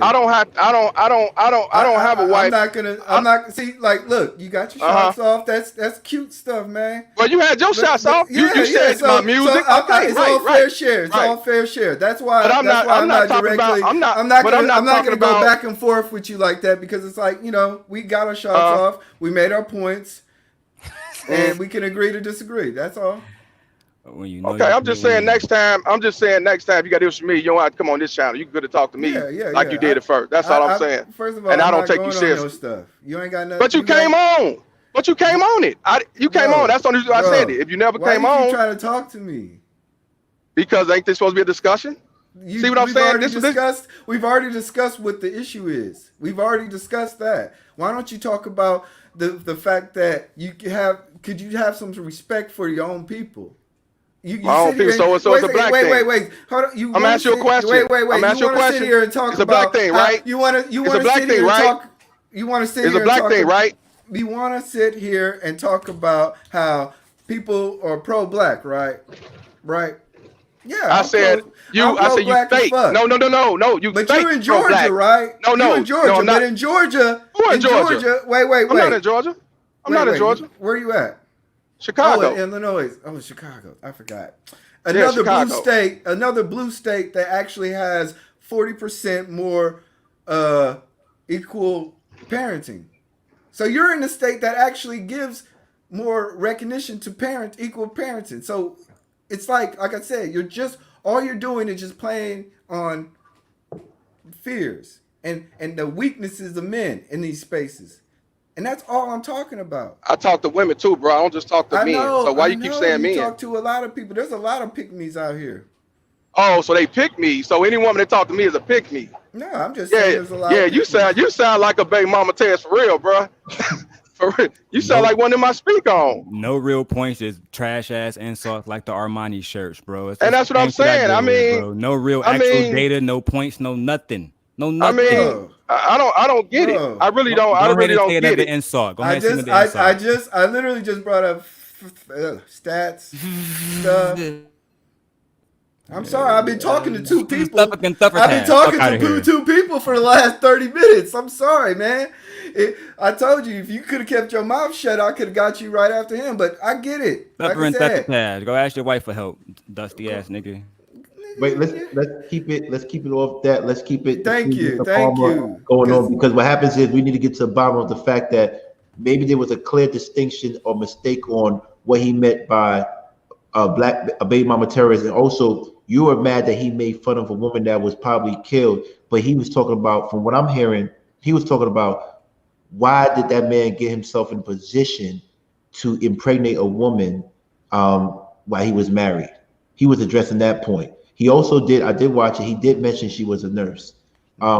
Yes, he did. So my thing is also, when you was on his page and you said you was going to come back the next day and you didn't, that is technically not keeping your word, but you don't have to do it if you don't want to. You don't have to do anything you don't want to. That's what I'm saying. I don't but have to. You don't have to.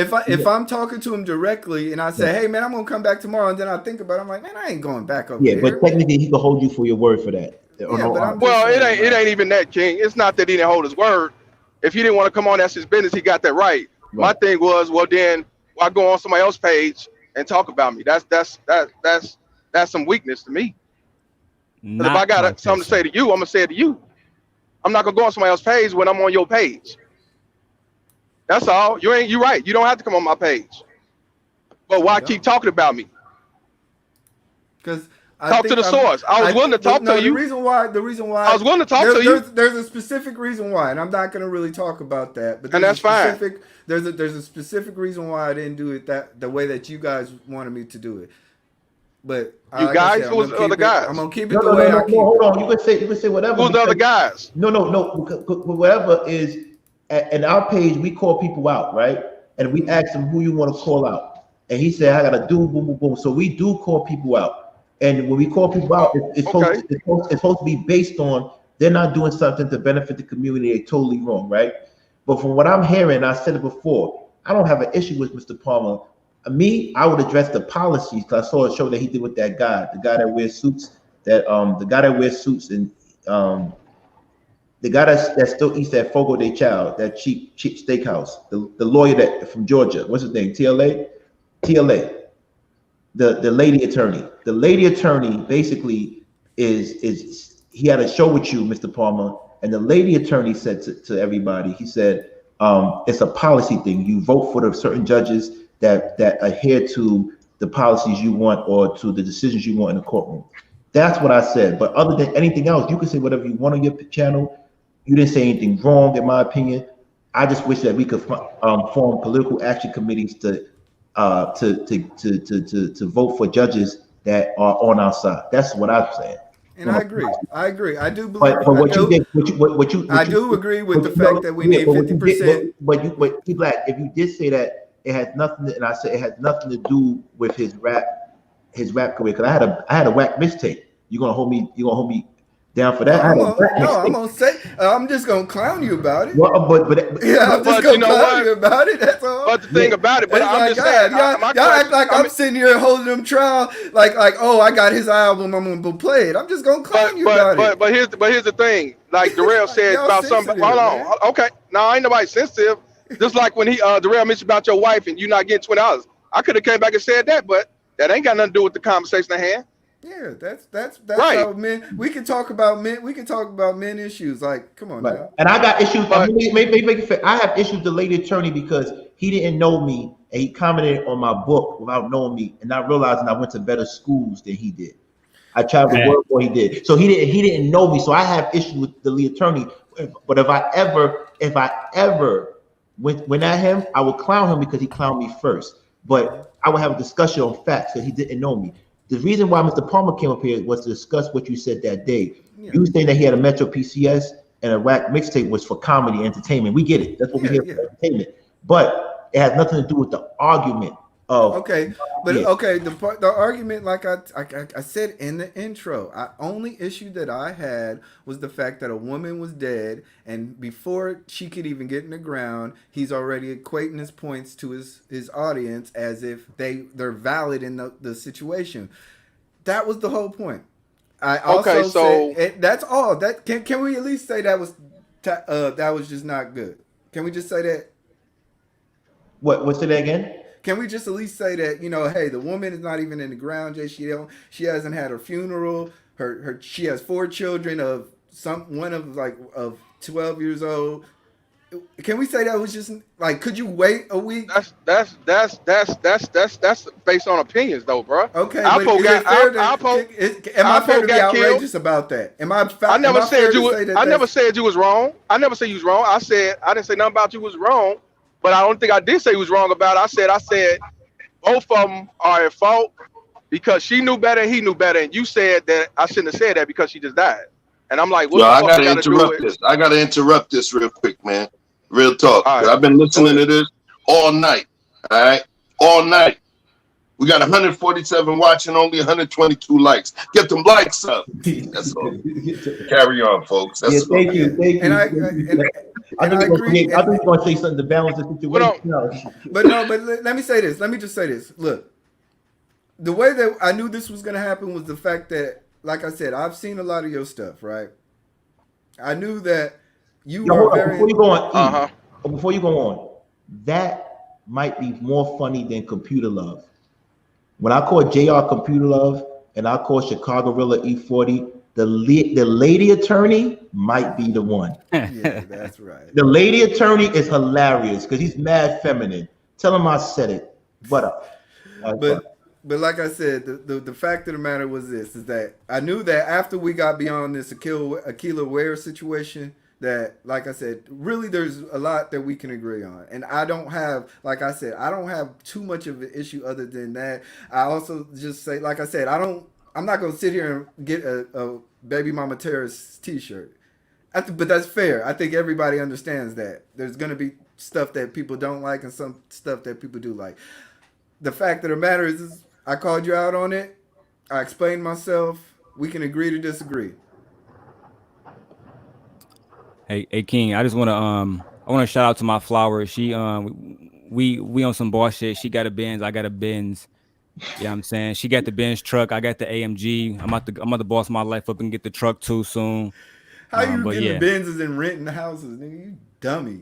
Yeah, listen, Hold on. Don't buy no $30,000 car without buying a house. Don't talk me to death, bro. Just show me what you got, bro. Don't talk me to death, dummy. bro. Female energy. Female energy. Hey. I want to say what's up to the female energy. Female energy. What's up, female energy? Hold on. Female energy. I want you to like the lead attorney. We don't hate on anybody. I like Mr. Palmer. I like a lot of people. I even watched the lead attorney, but I call him that because he clowned me. I clowned him. It's all jokes. One thing about Mr. Palmer, because he did say he has background in the streets. We on YouTube. We don't take this seriously. It stays on YouTube. These are grown men that got to have a discussion and not get along and still move on. Y'all know Daryl and E Black do not get along, but they're professional enough to work with each other. Show me what you got, man. Don't talk me to death. So just don't take this beyond this. But what I want to get clear is that let's not taint somebody if we out of context. Mr. Palmer, Clay E Black says, I like your show was decent, but I didn't like the way you said the baby mama terrorist. But that doesn't take away from how important his show is to people and the community of men. Yeah, but the problem is he flip-flopped. He said it was trash, but then he say he liked it. Then he say, he don't like the way I say things about Miss Ware. But that's why I just don't take this serious, bro. It's a joke. Okay. Like I said, it's a joke to me, man. I'll repeat. I think you're a smart enough man. You have a good enough product. It may not be a product for me, but I respect it. Right. That's all I'm saying. Okay. I get it. Okay. I get it. Is that fair to say? Hey, that ain't the reason why I came on here, man. Whether you accept that apology or you accept that or ain't no apology. We just talking, but I just don't take this seriously. But he had the right to feel the way he feel. If he feel it's garbage, if he feel you hate all women and all that, he got that right. Right. All I just say, if you want to know about me, talk to me about me. Right. No. I said if, not you. I'm just saying, it's people that say I hate women. They say that I hate black women. They say I'm a deadbeat. You have that right to feel what you feel. I can't change your mindset as long as I know who I am. But what I'm saying is, if you want to know about me, all you gotta do is talk to me. Talking to King and everybody else who don't know me like that ain't gonna tell you who I am. That's it. Mm-hmm. I can't talk to King about you. I'd rather talk to you. That's a fact. That's just how I move. So, I mean, that's just me. So, for me to be a low-life deadbeat, I do know how to talk as a man to another man. Yeah.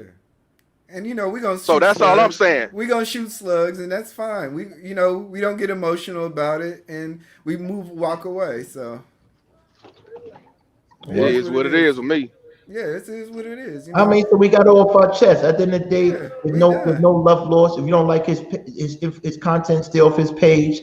And for the final thing, because it was a flip flop, do you like the show or not? I don't think I couldn't watch it. I couldn't watch it. Okay. I'll be honest with you. The one thing, like I said, he tries to conflate it too much situation. A lady falls down the stairs. She's a baby mama terrorist. She shouldn't have been she shouldn't have had groceries in her hand. If she would have married her daddy, she would. It's like, damn. That's not. See, that's what I'm saying. That's what I'm saying, bro. A baby mama terrorist is not, like I say. I remember on the last show what you was talking about. I've seen you do that. You be doing that. That's not. No. I'm not gonna call about a baby mama terrorist because she's a single mom.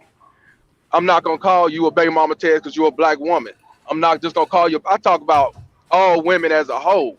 When I talk about the stats when it comes to child support and alienation, I talk about men as a whole. It's a gender bias system. It's not just a black thing. People need to get off the narrative when it comes to child support that it's a black issue. It's a black issue because it's in our community, but it's a man issue. And that's what I'm saying. Men as a whole need to tell these stories and spread awareness. Unfortunately, the majority is not, because some of these dudes are raised by baby mama terrorists and they didn't have no father and they're not going to go against the code. And that's how I felt about you. Yeah. Well, because like I agree with your point. Look, listen to me. I agree with your point. I definitely agree that more states need to go to 50-50 custody by default. I do believe that, males need to also fight for it, because what I found out was that 63% of custodial fathers were white. That means they're fighting for their children, or they're putting themselves in a position to get custody. Here's the thing. So we can talk about stats and figures. I love it. I love it. I Yeah, love to here's the talk stats thing. and figures, but I Here's just the want thing. us to get to a civil discourse. But when you Here's the talk, thing. when you go to baby mama terrorist extreme, then you get black feminists on the other side, and y'all just barking at each other. Can't we get closer to the conversation and talk about stats, and then we can then say, hey, let's talk about legislation. That's my stance. But I get But it. then, and if that's the case, then you should make a page about that, because what your lane is, what you just said, is not my lane. Understood. So I mean, and who am I to tell you how to run your page? Wow. So that's what I'm saying, bro. When I create this page, I made the page because there's a lot of things that brothers talk about when it comes to child support. They don't, in my opinion, they don't go into depth on what happens when the father's not in the picture, or what happens when the woman is mad because of a failed relationship and divorce, or how these judges side with the woman because it's a gender biased system, and also that the judges get paid off child support, also because of $51 billion business. See, that's what I speak on. Yeah, I agree. See, so I agree. my Like I thing said, is a lot of the stuff you say, I agree. I just think you did something tactfully in the YouTube space that a lot of these dudes do for clout. And I'll be like, dude, y'all don't have to do that to destroy our public image. Y'all don't have to. But see, y'all don't have to go here's that the thing. far. Sometimes use grace. Here's the thing. What you said earlier, you said 63% of white men got custody of their kids, right? Mm-hmm. You know, because they fought or whatever, right? The 63% that you're speaking of is out of the 17.5% in the nation of men who get custody. So out of the 17.5% in the nation, 63% of the 17.5% get custody. That's 1 out of every 6. So even though the number sounds good of 63% of white men getting custody, but the fact of the matter is, in the nation, in the United States of America, 17.5% of men as a whole get custody. But like I said, so 51%. That's not a large number. 51% of those people come together and agree on the terms. Mm. So that means when you that say agree to terms, most of the time, men and women talk to each other and they say, "Hey, we're gonna go to the courthouse, and this is what's gonna be. I'm gonna pay X amount of dollar, and we're gonna have this type of custody situation." So I agree. Yes. Most of the time, men do not get custody. But most of the time, men do work with their wife, and they do establish some type of order in their household, or with their former household. Oh, okay. You talking about the husband and wife? See, when I talk about child support, I talk about whether you married or not. So if you talking about that with the husband and wife, I understand that. But see, I talk about men, period, not just married men, not just unwedded men. You know what I'm saying? You talking about as far as married. No, I'm talking about men as a whole. So that's why I say I'm talking about when they separate, they go to the courthouse, and 1% of them have an agreement on the table. So if half of them agree. Say that again. Your phone was going in and out. I said your phone was going in and out. Can you repeat yourself? Is he talking to me or somebody else? He's talking to you. I thought I was the one. He's not on video. He can't see you. So you gotta. I thought I was the one with the broke phone. You must have hit a bump in your signal then, because I think everybody hears me very clear. But I can repeat myself. Going in and out. I can repeat myself. Like I said, most of the time. I hear you clear. Go ahead. Okay, most of the time men enter the courtroom with their woman and they make an agreement. Now, you're talking about the 17% of men that do not get custody after they go to battle? No. 17% of the men get custody. 17% in the nation get custody. And I'm saying that that's a problem if only 17.5% of men getting custody or equal custody. That's what I'm saying. Not 17% of men don't get custody. It's way more than that. 80% of them are non-custodial parents. Yeah, but like I said, the reason why is because 50% of the time they go in and they agree to the terms. They have an agreement. Okay, you gotta send me the link so I can check that out. Are you not understanding the fact that most of the time people that walk into a courtroom are having an agreement already pre-planned? That was a question? Yeah. No, I'm not aware of that. I'm just aware about all the alienation and all the stuff that been going on since the 1960s. Because here's the thing: if you saying that most of them are going into courtrooms, you got to send me a link for that, bro. Because if you saying if right? Because if you saying that Put it majority in a private of chat so we can see it. if you saying I ain't gonna be able to check that out, Okay. but text it to me. But if Okay. you telling me that 50% of men are going to the courtroom saying that they agree with not having custody or not wanting equal custody, then why was there a fathers' rights movement started back in the 60s and still carrying on today because they're not getting a fair shake when it comes to parenting time? White, black, blue, or green. I So agree. that's what I want to Look, know. I agree. I agree. Like I tell you, Well, even Shannon said, and Shannon's a nuke, and we don't see eye to eye, but he for the most part, when he's not talking about Anton and TLA, he's always telling the truth. He said that's not true, E Black. It's not true. All right, so hold on. Let's get an expert. Case study. Harrison, you said Shannon Harrison agree with that it's not true. Harrison, what do you have to say about that? Because you are a father with full custody of your kids. Yeah.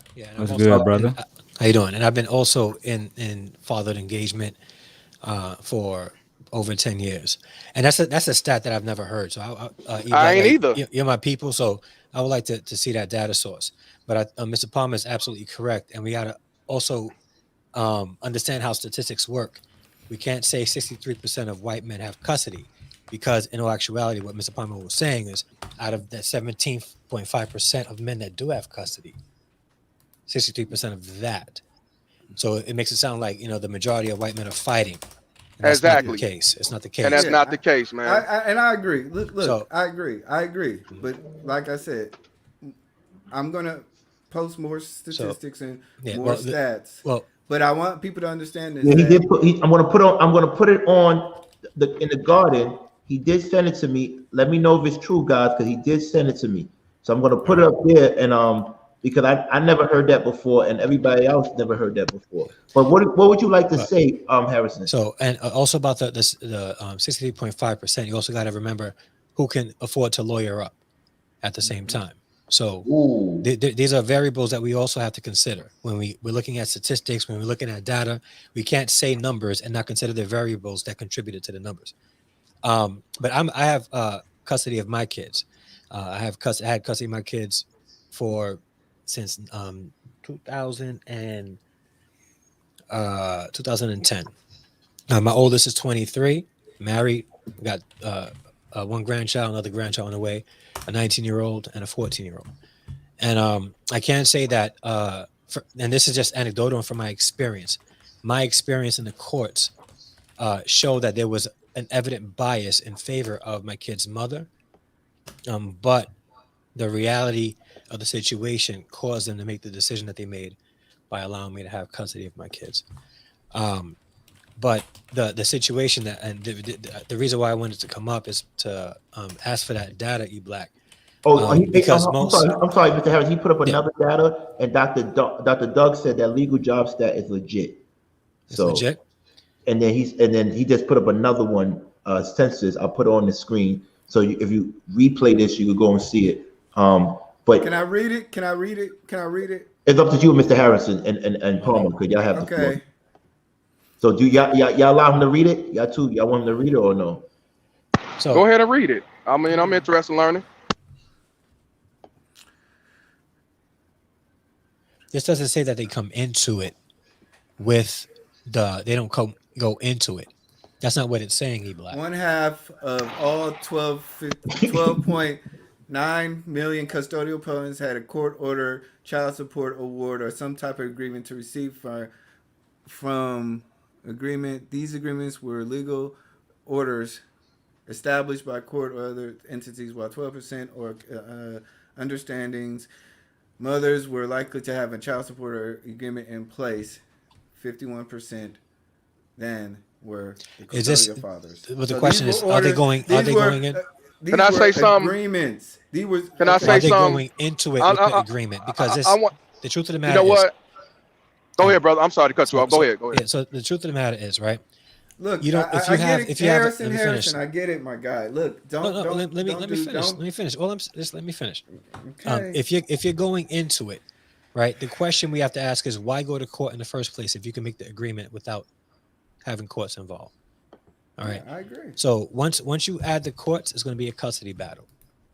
If it's mutually agreed upon, then it's not a custody battle. You don't need to go. You go to the court and say, listen, we want this. It's not really a custody battle. What happens is couples go into the court and they vie for custody. And then ultimately, after deliberations and all that stuff, they come to the agreement after the battle is already started. But I hear what you're saying, but we got to be, concrete in the information that we're given. So that yeah, because I was gonna piggyback. Even in my case, my situation, I fought for equal parenting time, and when it was all said and done, the judge said he don't believe in equal parent time, and when it was all said and done, I didn't get it, but I had to sign an agreement. So I mean, it's probably many men that signed an agreement they didn't want to, but the judge wasn't going. This is what it is, and you try to live and fight another day. Yeah, I agree. So I mean, the whole system is jacked up. I agree. I look. I don't want y'all to make it seem like I'm pro child support in this system. All I'm saying is that you did something distactful. That's all. Yeah. Well, I'm only going on some of the things. No. It ain't that. It ain't that. No. Here's the thing. You went from the video being distasteful to music. Then you was talking about 50. You say in Illinois it's 50-50 equal parenting, trying to prove me wrong. So I mean, and you say, and that's why I'm like, I ain't never heard that. I'm saying is that I ain't never heard that. You're painting the landscape. I'm just saying. Hold on. Everybody, hold on. Terry has said something. In the U.S., is breaking a family a business? Yes, it's a business. It's a business for Gummy Daddy. Yes, it is. Okay. Big business. And these baby mama terrorists aid a system. That's why I say, for them to say white supremacy, they hate this system. Y'all run to that system to set the man up for failure. But I'm wrong. People say I'm wrong, but I'm like, the truth is out here. Right. So only reason, I mean, I talk the way I talk, but you can't prove me wrong on what I put out. Even the lead attorney came on my platform. This man got 20 years of experience in family law, still doing it. And even he said it's a bad investment. Even he said that it's gender bias. He even said it's a business. Some judges get paid off child support. Yeah. And here's the thing. I don't care about child support. The issue is a father trying to be in his son's or daughter's life. And the unfortunate thing is they allow it. The system is gender biased. They don't care about your color. It don't matter what your race is. You go in there as a man, 9 times out of 10, you're going to be set up for failure. Mm-hmm. And a lot of these women, I'm not talking about the ones on welfare because they quick to say, oh, she on welfare. So I'm like, Chad, ain't about that. You got women that got money, 6 figures. They make a choice to run in that courtroom to try to get sole custody because it ain't necessarily always about the money. It's also about controlling that man. And there's 2 things you can do to hurt a man. Take away his family, which is his children, and take away his foundation, which is his assets, his money, and so on. Mm-hmm. But when I put this out here, people say, hey, I hate women, your mama black, which I don't give a fuck what you say because I'm still going to put it out there. So I understand people don't like the way I say it, but again, you cannot prove me wrong. I agree. So are you more mad? Are you more mad at his tone, E Black? No, I just think he did some foul shit. That's all. Okay. That's all. That's literally it. Like I said, I think he did some foul stuff, and sometimes it gets masked in this masquerade of YouTube world in which people just do whatever they feel like it, and they don't understand that these are real life people. You don't even remember the girl name. No, I do not.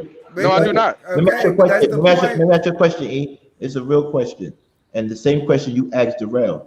Mm-hmm. Who made you the person to defend her? Who made me? Yeah, because remember you asked that question to Daryl, like, can I not call somebody out for doing No, you can't. I'm saying who made you. Can I not say, wait, King, what you're trying to do is make me say I'm defending her. No, what I'm saying I'm not calling him out. Daryl. Because remember you said Daryl makes a stance to defend women, whatever. And then you said before you released that video of him, who made you that person? So I'm asking you. I never said that. Stop the cat. I never said who made you that person. Oh, no, I said no. I said no. Now you want to be that person. I'm sorry. You said that. But you get what I'm saying. So I'm asking you, who made you the person to defend that young lady? All I was, like I said, I just thought it was terrible what he did. Can I say that? Do you have a man? Do you have a right to walk down the street and see somebody beat up somebody and be like, man, that's just trash? Who gives you the right to judge that man? It's like you get what I'm saying? You just be like, yo, that's trash.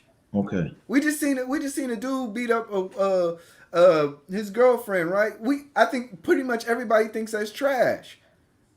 We're not judging. We're not saying we're greater. We're not saying we're beyond reports. We're just saying, hey, that's a trash situation. So can I at least say that? You can say whatever you want. I'm just asking. Yeah. I'm just asking. Because I think the argument ended when he says, if you don't like it, don't come to my page. Yeah. It ended right there. For me, it ended. Yeah. For me, it ended. And I want to say, Mr. Harrison, salute to you because you're one of the few fathers that stepped up to rise to the occasion and have full custody of their children. And that's dope. Yeah, I think there's many more out there that would also rise to the occasion. Like I'm not like a special case. There's many of us out there. In fact, the majority of us out there will be willing to. But again, it's those variables. And Mr. Palmer, like I didn't see a video, but I understand what you was trying to say about the baby mama terrorist. Is that what the term? Because there are some not all women, because whenever I talk I always say I got to say this, not all women, but there are some, and this is objectively speaking, women out there who try to keep good men away from their children, and I think that's the context of what you was trying to say, Mr. Palmer, right? And so but as a result, good men are pushed away by the mother, or even with the support of the courts, to stay away from their children. So there's a lot of us out there. In fact, the majority in the red states. In the red states, the red states are typically not. Yeah, I'm not in a political thing, and I'm about to be monetized, so I don't really want to be the political. and I voted for Trump, and I'm a Democrat. And I'm a Democrat. That's crazy. Like I said, if you look at the Republican states, they are less likely to give 50-50 coverage. I voted for Trump, and I'm a Democrat. How about that? But I want to say, to answer Shan's question, yes, this page is to defend flowers, but not every woman is a flower. Mr. Palmer had a great point, and Mr. Harris has a great point. Not every woman is a baby mama terrorist, and not every woman is a flower. Not every man is a rock. But once we identify who you are, we will protect you. Cheryl is a flower. We protect her and support her. So this is what we do when we say flower. But not everybody has that title. You have to earn that. And that's my next question, Mr. Palmer. I kind of lean towards you a little bit because you're saying you're protecting someone you don't know. We didn't know. I'm just saying. Are you? Do you get what I'm saying? Do you know her?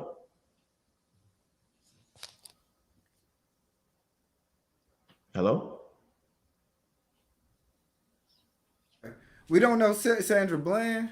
Who says? I don't. No. See, I never ran to protect her. I never ran to protect her. That's where the cap come from, because we sit here and defend. We sit here and say, stand up for Sandra Bland. I never make videos about her and her injustice. We got men. Trey the Truth got arrested in Kentucky on his lawn. Daryl just made a video about talking about how we don't defend Sandra Bland, but just because I spoke about a woman who's dead on the side of the road, I'm the villain? No, I did not. No, I did not. Okay. I see how this goes. I did not. I'm about to use a bathroom. In the last 50 videos, I haven't mentioned Sandra Bland's name, just to make that very clear. But as far as with my channel, the thing that I don't like about this conversation is the same thing I didn't like. Hold on. Even Hanifa said it. King, he did not know her. E-Black's point is he used her death as an opportunity to push a narrative. And that's foul. And that's where I gotta disagree with Hanifa, because in the video, not you. I'm talking about E-Black. No, I know, but I think Hanifa is saying that E-Black is saying that Mr. Palmer used her death. Okay, I get it. I get what you're saying. That's not true. The entire video was about the man. All of his videos, the reason why he talk about baby mama terror is because his entire channel is about defending men, and she happened to come up. It just so happened that she had been deceased. And I just find that crazy because Young Dolph died yesterday, and everybody did a video. He's not buried, but everybody did a video about him. You get what I'm saying? So if it just come down to, well, she was dead, don't talk about her. Why are we talking about Young Dolph? Why are we making videos about Nipsey Hussle and everything else? Right? I seen heli videos from people on this platform talking about motherfucking Young Dolph before his family had a chance to put him in a fucking casket. You get what I'm saying? Mr. Palmer did the exact same thing. And the difference is these people didn't make any videos about Young Dolph until he died.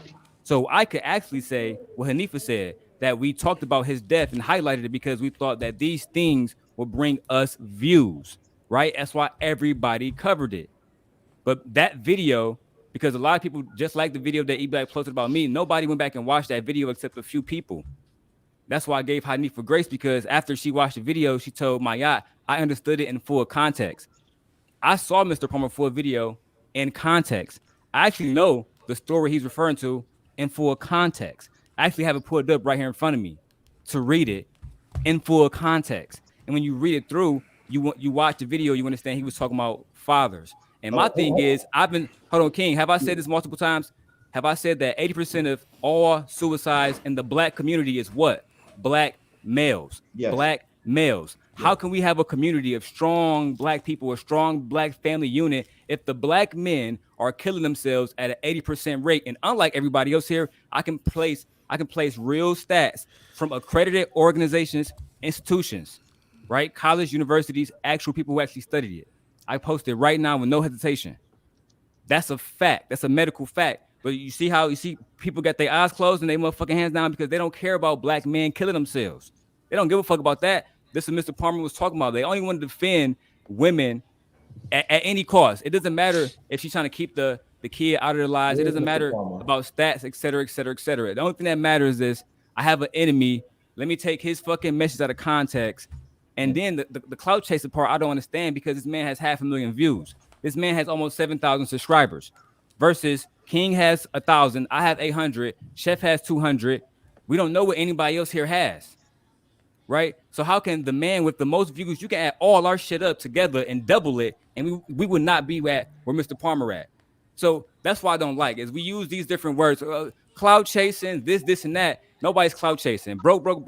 Chef got 232. Give me my 32, sir. My bad, Chef. Chef got 232, right? You know what I'm saying? We are grinding here, but Mr. Palmer, he already been grinding, and he been talking about Black fathers getting their rights. I brought up the dad by default. Nobody want to address it, but people want to address what kind of lifestyle I might be living. If we want to compare lifestyles, let's go outside. Let's take our car keys. Let's go turn the engines on. Let's see who's the loudest. But I'm tired of talking. I can show my lifestyle. We can do that with no problem. Right, but we know what we want to do is we want to stay at what's going on and answer a few more questions. Here's some good questions. Everybody saying they saying King, why does you have to know a woman to protect her? That's real. That's what they say. I'm fair. I'm asking everything now. They also say, what disqualifies a woman from being a flower? I think Chef could answer that question because he's talking about flowers and weeds. But people are saying in the chat, just because you don't know her, King, doesn't mean she doesn't need to be defended. I'm asking a real question. I agree with that. I'm asking a real question. I'm asking a real question. Ain't nothing wrong with defending a woman you don't know, but make sure that she deserves to be defended, and vice versa. Yeah. Chef. Woo! I forgot what my voice sounded like. Shit. I believe that there's flowers. I believe that there's weeds as well that represent themselves as flowers. You get what I'm saying? I definitely believe that. But just from my side, as crazy as they are, what they do to the other plants, weeds also, deal with photosynthesis. They may check out the life of the other flowers, but weeds are life as well. They just require a little. You feel what I'm saying? So, do I defend a woman that triggered someone? If y'all check out the episode I uploaded yesterday, There's a lot that I did about conflict resolution. We talked about Zach Stacy and all of that. At some point, we have to recognize when all of these are human beings. You get what I'm saying? And we understand that if we speak to the pain that we as fathers go through and fight through and all of that, we also have to understand certain other things that create the people that we encounter. Those fathers like Harrison Blogs, you know what I mean? I definitely respect you, bro. You know, those fathers, they're exceptional. And when I say this to you, you're not the only one out there. I don't mean that you're anomalies. You guys are exceptional based on everything that we're going through right now.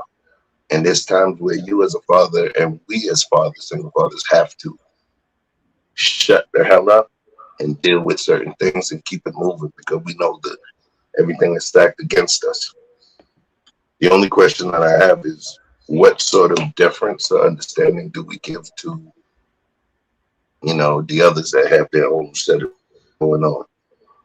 You know, baby mama terrorists. Share the page. Let's get to 200. 200 Baby mama terrorists. Here's the way that I understand. There's two things, and I was talking with Vic last night. We're building, right? There's two things. There's evolution and there's revolution. Evolution takes place where you got the black coffee and then you keep dropping a drop of creamer in it, gradually dropping a drop of creamer in it into it as it lightens. Revolution is the drop in a half cup of non-dairy creamer into the coffee, right? The thing is, just like the feminist movement, civil rights movement, the thing is, those were not evolutionary changes. Those were revolutionary changes. And in order to cause revolution and evolution on two opposite opposing ends of the spectrum. Revolution causes pain. Revolution is almost like a over rotation, literally, like the revolution of a steering wheel. Revolution is over rotation, so it's always going to rub people the wrong way. That's what it's meant to do. It's meant to knock the opposing party or the opposing view off of their square. So when he uses a statement, it's a sensationalistic statement as baby mama terrorists. But when I pull my lens out for the macro to understand the totality of it, I understand it's not an evolutionary method. It's not a moderate method. It is a revolutionary method. And it's going to cause pain because the whole impetus for it is to create immediate change, to slap the status quo in its face. You follow what I'm saying? Right. So when I look at what shout out to Doug Pierce, you gave me a donation, and now I will pay all my college loans. Thank you. I appreciate you. So when I look at it in the totality of it, I understand his methods. That's the same, and I'm not liking him to El Hajj, but I will say this: in terms of even when Malcolm hit, the message he gave was the total antithesis to what was going on, and it was a revolutionary message. Revolution versus evolution. One of them is going to rub more people the wrong way, and that's what it's meant to do. You know what I'm saying? That's kind of where I'm coming from with it. Okay. Anybody else before we jump into the main topic? Because Mr. Palmer probably wants reception. You know, I just want Mr. Harris, you stay on the panel because you're a fly dude, and I want you to stay on the panel and give your input, brother. At the end of the day, I'm going to be honest with you. I'm glad they had this discussion, got out the way. On Conversation with Kings, we address things head on.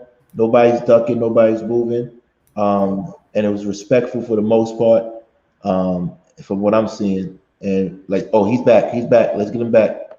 It was respectful for the most part. He left again. Something, you keep on losing reception. But like when he comes back, we go back to it. But we want to talk about the main topic. You know, this is going to be something that's going to be addressed on our show on a whole different level. The main topic today. Hold on, Chef. Can we do one thing? I'm sorry. We have a tradition on every Friday. We have to salute. You know, thank y'all for showing up, y'all. It's Friday. Y'all could have been anywhere in the world. Y'all could have been anywhere. Y'all joined the conversation with King. Salute to you guys. Get the likes up. Because y'all know how we do on Fridays. Right. Freestyle Fridays. We have fun discussing it. We had to come back in style and start the weekend off right. I think it was addressed. I think everything was straight up. I think what I would do, me, and I apply it to my real life, I mind my business. If it don't concern me or my channel, I stay in my lane. But we are allowed to call anybody out and address issues that we feel a way about. For me, though, I protect the flowers on this channel because I know them somewhat, at least in the virtual way. In real life, I told y'all before, you got to be mindful who you protect. Because some women do set you up for failure. And some men do set you up for failure as well. So that's just me. But I would like to jump into the topic right now. And it's going to be a very spicy topic. So if you don't have your drinks or you don't have your tea, I suggest that you get it right now. Damn. I'm too handsome for my lips to be this dry. What the hell is going on? At the end of the day, we gotta make this happen. The topic of the day, and I repeat the topic of the day. Oh wow, y'all sent me donation.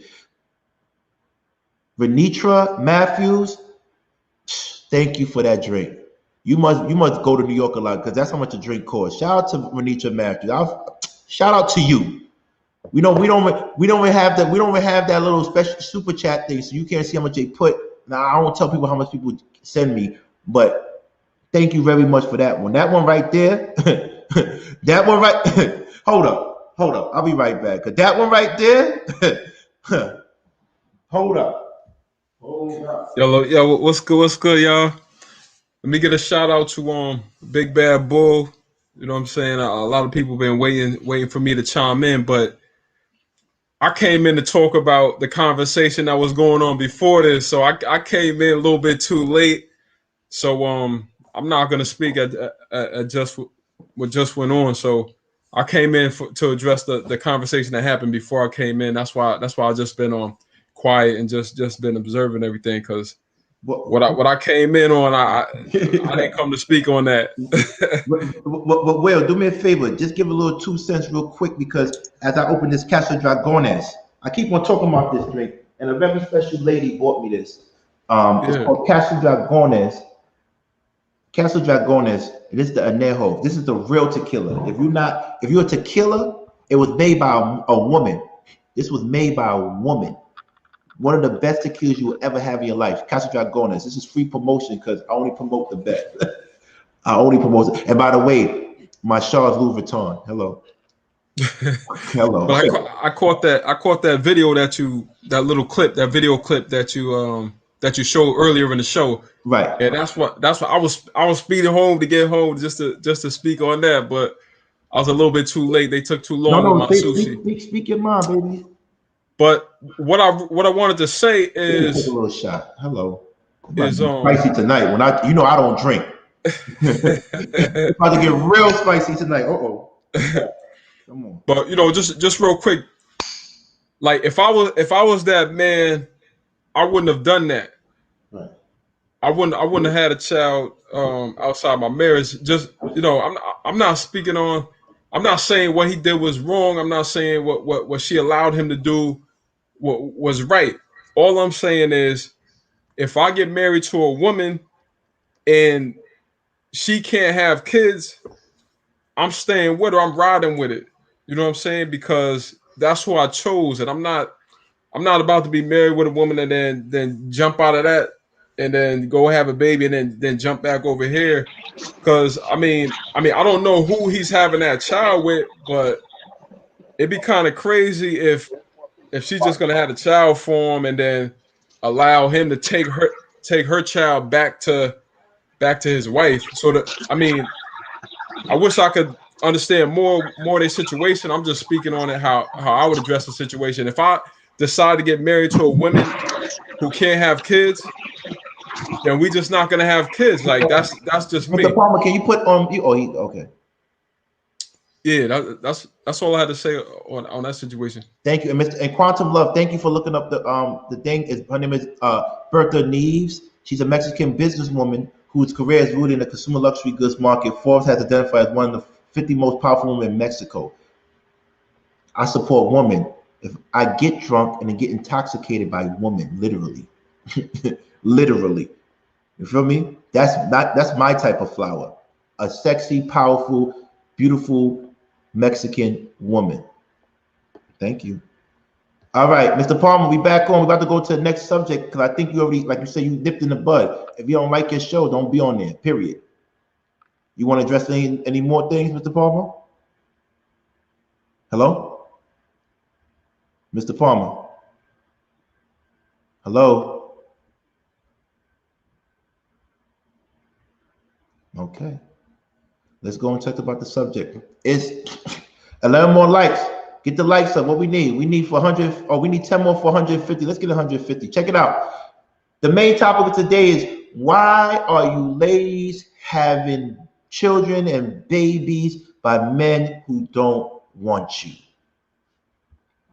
Why? If you know a man doesn't like you, is not trying to show commitment like my boy did today, buying his woman a $50,000 engagement ring, 54 to be exact.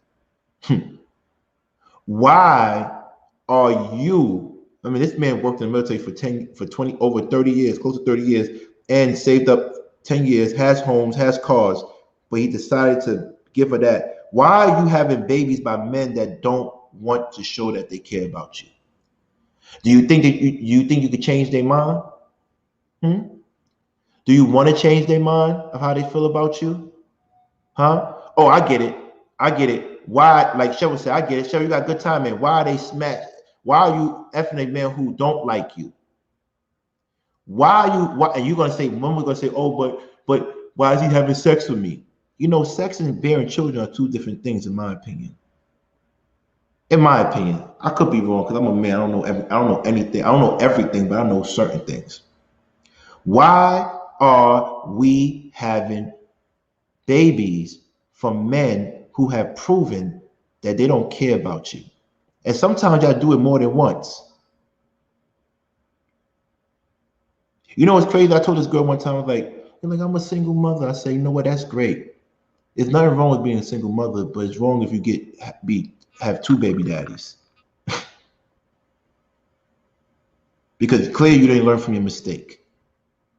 The mistake is stop giving men that don't deserve you an opportunity to be in your life forever and ever and ever and ever. Why are you doing this? I get it. The man's supposed to be mature enough not to have sex with you if he's not going to be around. Men are creatures of lust.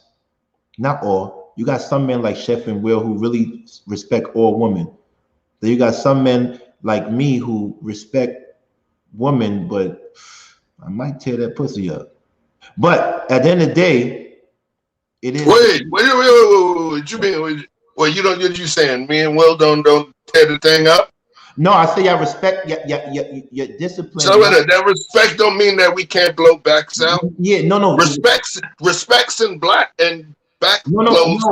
No. They can exist in the same universe. No, I'm saying, Chef, that at the end of the day, you're not talking shit. Yeah, don't mind me. You're not gonna engage with a woman if you don't have long-term goals for that woman. You're intentional.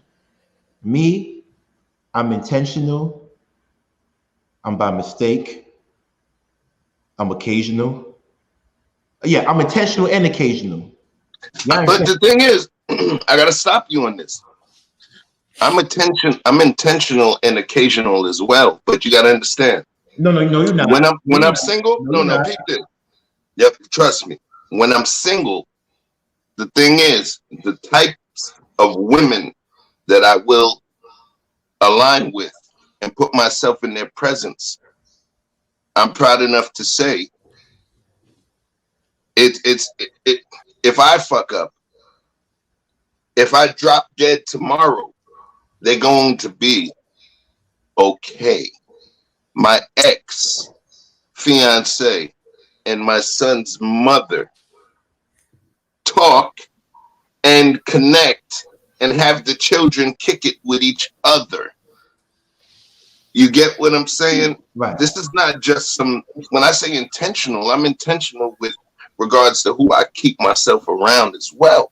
My circle is small. You understand? So what I deliver or what I lay down in the sack, my shit is just as precious as her womb.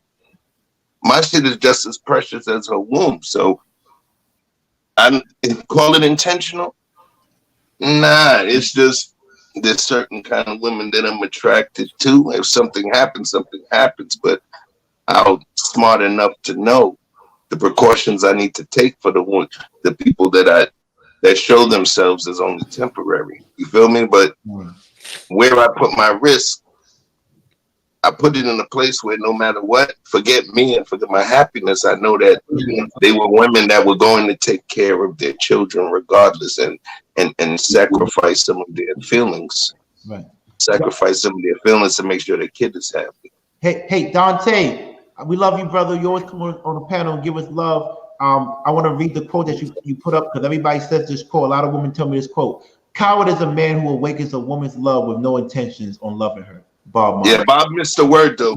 Bob, I agree. Okay, but Bob missed the word. Okay. What's the word? Intentionally. Right. So here's the thing. First of all, how was my reading? Because last time E Black read, because this goes against your proclamation. Hold on. How was my reading? Because last time E Black read, Vic was like, "Yo, let Chef read from now on." That shit was wicked. That shit was wicked. So you look like you would. Is that the reason why? It looked like you had your finger Vic, under every Vic word. is the reason You why. You had your finger under every word, son. You look like you had your finger under every word while you was reading. Cat ran. It was bad, son. It was fucking bad. Hey, Vic, I got smoke for you, man. Yeah. Now he definitely. First of all, E Black is really smart, but that last reading was horrific. Bolo TV, what's up, baby? Talk to me. Bolo. Is he What's around? the deal, yo? Hey, Bolo. What's good, Bolo? What's going on? Talk to me. How you feel about that subject matter, brother? Yeah, we can hear you. What's going on, brothers? It's a very good topic, man. I think this is a conversation that needs to be had pertaining to women that suffer with trauma. That look out for men that I think they can fix men. A lot of the times, we look at women and we say, why do you end up with this type of guy? We got to point the onus also. The onus got to be on us. And why do we end up with that type of woman? But when we're talking about women, it's in them. They are inadequate within themselves, and we're talking about certain types of women, right? They're inadequate within themselves from the trauma that they suffer with. So they look for something to fix because they themselves need to be fixed. They need a reason to live. They need a reason to go out there and actually move in this direction. And that's a lot of the times why women will try to go with these guys that they know are not good enough, or they know that these guys are not going to take care of the child if they do have a child, is because that they think that they can't get no one better. If you don't know what your worth is, damn sure you can't go out there and get your value. You know that. You know how we rock in Brooklyn, right? You got to know what the block is about to understand how you got to move. And a lot of these women don't understand their value because a lot of them don't have fathers in the home. So if they don't understand what it is to be treated with that unconditional love, they have a hole in their heart the shape of a father. So they don't have nothing to measure any man against. Because the difference between the relationship of a father and her daughter and her fiance is he sleeps with her. That's the difference. He does everything that a father would do: protect, guide, nurture, provide, go out there and sacrifice. He does everything. So, and all you're basically doing is handing the baton to your daughter's fiance. Now you handle and do what you need to do to protect my daughter. You know what I'm saying? I'm giving you the responsibility. And a lot of them don't have that measuring stick. So they run to any light that they think is pure when it could be bad light.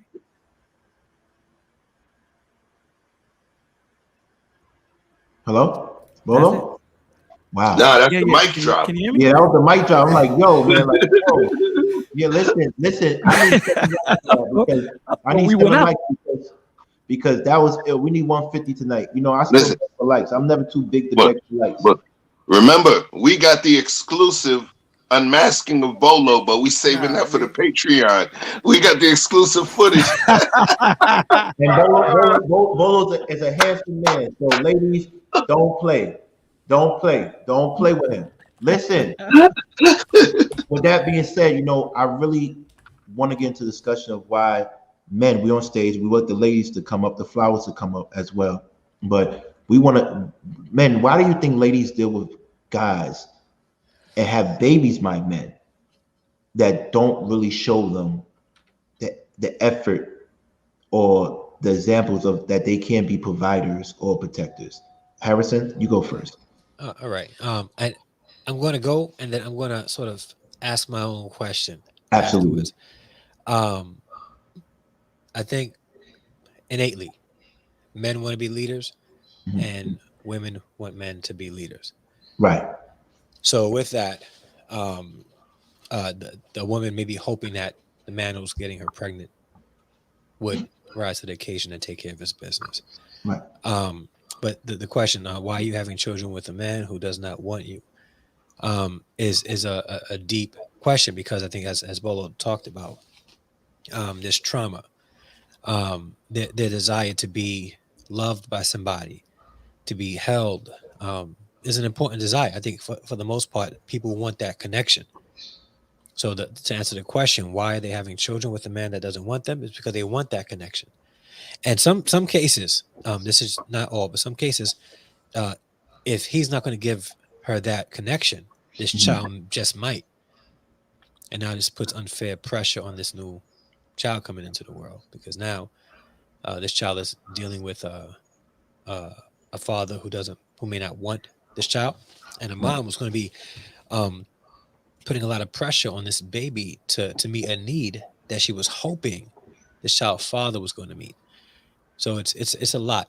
It's deep. It's a lot. But at the end of the day, we also got to consider, like, you know, she may really want a family. She may really want a family and hope that, you know, well, this will do it. But here's the thing. On the flip side to that is a trap. Essentially, that's trapping. You know, her goal may not necessarily, well, her goal may be to trap him, but her motive may just be to have a family. Right. You know, so, but the flip side to this is this. Men are the leaders, right? And if we look at society today, right, every strong society is made up of strong families. Every strong society, at least in the Western civilization, right? That's how it was designed. The Western civilization was designed for strong families, intact families to thrive. So our community have more children born out of wedlock than any other demographic. Right. As a result, because we're living in a system designed for two parents to thrive in a family, we're struggling, right? So these women are having babies, and we as men, and this is where I'm flipping it, right? We as men tell women, well, you need to have a divorce because I'm not ready to be a father. I mean, not a divorce, an abortion, because I'm not ready to be a father, right? But my question is, instead of asking, why are you having children with a man who does not want you? Should we be asking the men, why are you having sex with a woman, risking impregnating her if you don't want her? So now we're flipping it, right? That's so important. Yeah, now we're flipping it. So now we blame women for all the babies being born out of wedlock, but we're the ones who laid up in the bed with them. And we're expecting women to change the society, right? Here's what we're doing, right? We want to be leaders in our communities, right? But then we impregnate them, expect them to make the decision to have an abortion, and then when they don't, right, we blame them for the bad things happening in our community. Instead of us saying, you know what, I'm not about to put myself at risk and impregnate this woman who I don't even want in the first place. So why I'm not even going to even deal with her sexually, because there's always a risk no matter what you use. Yeah, sorry, go ahead. Hello? No. Sorry, I thought No, nobody disturbing. Go ahead. Right. Hey, Harrison, so, you said you had a question, right? Well, that was my question. Right. Oh, Say the question again. My question was, should a man, right, have sex with a woman, risking impregnating her if he doesn't want her? Well, I'm going to be honest with you. Me personally, I was always told you shouldn't sleep with anybody unless you're ready to marry them. But I have on many occasions. But that's the key. I have on many occasions slept with women who are not capable of being my wife. I have slept with and I've raw dog, right? So I'm risking it all, right? But I'm being honest, right? I've been blessed not to be pregnant, not to have any of them get pregnant. Because I'm thinking now that my life would have been shambles. Right? No, you would have been good, man. You would have been but good. as I get older, I'm very selective who I sleep with. Right? I try to make sure I sleep with women old enough that they can't have babies. Like have You're intentional. No, I make sure they have 1 or 2 eggs left. So once they have that, I feel a little bit safer. I tend to sleep with like Nicole Murphy's. They in their 40s, but they look sexy as fuck. You would catch them before they scramble. Right. So I Is that right? But the point is, though, I sleep with younger women. And I also sleep with women that are professionals because they're not gonna have a baby like that, right? They understand how the cost of having children. So me, I make sure the women I sleep with are beautiful, sometimes older, so they're not really trying to have kids, or they understand the value of money and they want their kids to have a certain type of lifestyle. So those are the women I sleep with. But I do slip up, and I might catch an IG model and stripper here and there. But even with that being said, I'm still very thoughtful. So Bolo, go ahead. I'm just being honest, Bolo. I don't want any problems, brother. I don't want any problems. No, I mean, well, and that was the point that I was making, and Harrison made a good point. The transference of power is given to the woman once she gets pregnant.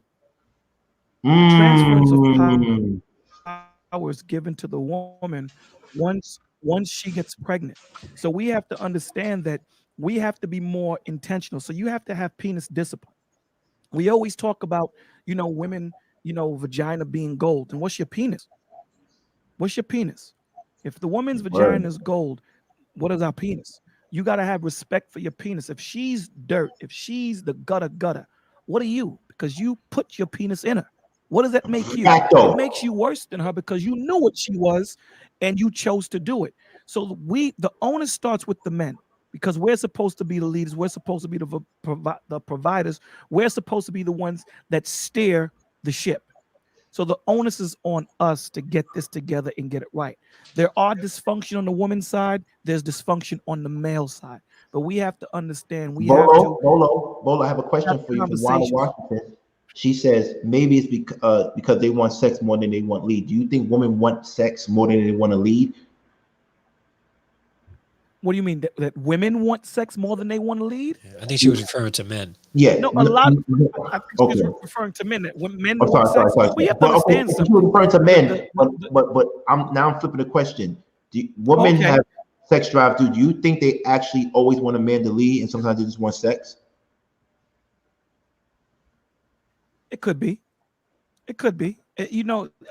Trauma shows itself in many different ways, right? It starts mentally first, and when you don't catch it mentally, when you don't look at when you don't see their personality change, if you don't know the person so good, then what happens is the trauma starts to show physically, right? The trauma, all of these things, like when you go to the doctor and you have a cold or you have a fever, those are symptoms of what the bigger problem is.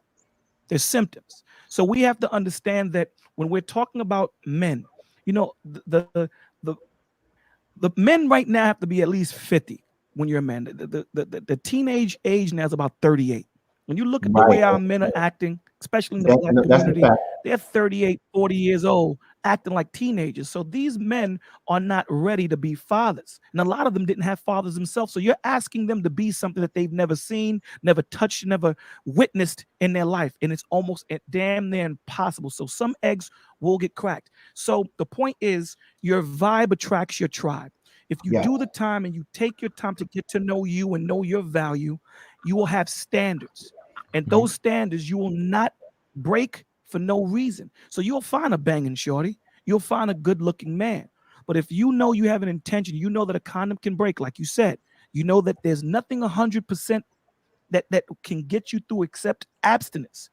There's a chance you can slip up. And if you know what your importance is, if you're on your intention, you're on your focus, you're not going to take that mistake. You're not going to play games with your life. Like you said, you know, when I was young, I played that game, but now as I start to understand my worth, I start to understand the value, I'm not going to play this game anymore.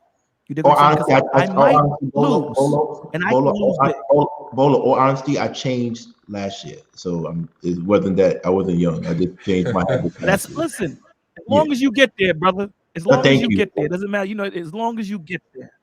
You know what I'm saying? And that's the point. You know, the point is you got there. The point is, you know, you made that change. You looked in the mirror and you seen something that needed to be changed, and you did it. That's the point. You're not going to be 50 years old still trying to act like you're 15. And that's what a lot of us are doing. So with that, man, I'm gonna say thank you, man, for allowing me on your platform. No, thank you, Bolo. You the man. Everybody know you the man. Hey, Bolo, man. I'm trying to be like you, man. Coming up, man. Hey, come up more, man. Thank you for allowing me. Pause, but bring.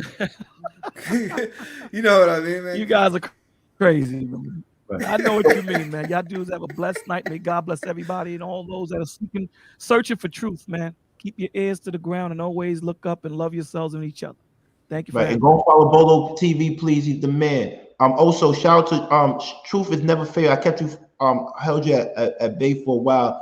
Please speak your comments and tell us what you feel about women having babies by men that don't even show no type of love or affection. And we have 160. Can we get to 200 viewers tonight? Can we get to 200? Talk to me, Truth. What's good, my brothers? How y'all doing? I'm doing great, man. Peace, bro. Alrighty. I pretty much is just going to piggyback off of basically what Harrison and Bolo said. They pretty much summed it up. I'm gonna just go a little bit different to say, like, you've been engaged with. Oh shit. You right? No, you good. That was my phone. You've been engaged with a lot of females, right? Yeah, I can hear you. I said you've been engaged with a lot of females. I might press mute because I can't. It's repeating. It's like an echo. I said you've been in a lot of relationships with females, right? Absolutely, only females. Yes. All right. So I can relate to that. I mean, like I like to tell people all the time, I'm a retired dragger. But one thing, so one thing I noticed, and I'm pretty sure you can relate to this. Right. A lot of females have, like, I would say, like an innate, like, I guess what we would say, a latent drive to conquer. Like, for instance, if they know you've been on a streak of not having sex for a long period of time, they come to try to knock you up out of that streak. You ever had that? I see E Black smiling about that. You ever had that? You ever had that happen, King? What? Like if they know you ain't trying to have sex, they coming to knock you up out of it. If they know your reputation, they coming to get you. They're coming to secure you. Absolutely. So they're going to use their most powerful weapon, which is their sex. Yes. So you're asking, why are they choosing these no good people to have, babies with? Is because they're not thinking about the repercussions or the consequences that come behind it. They're thinking about the individual and their status. Mm-hmm. And the first thing they know how to do is use their greatest weapon, which is their body. So they're coming to conquer that man. How do they conquer that man? They gotta get them gotta get them under their spell. How do I get them under that spell? Put that thing up on them. You feel what I'm saying? I get what you're saying, but I got pushback from Bliss Me. She said, "Oh my God, I don't want to hear a man make excuses again. No one can force you to smash. Stop it." When did I say force? I don't know. Maybe she applied. She said no accountability.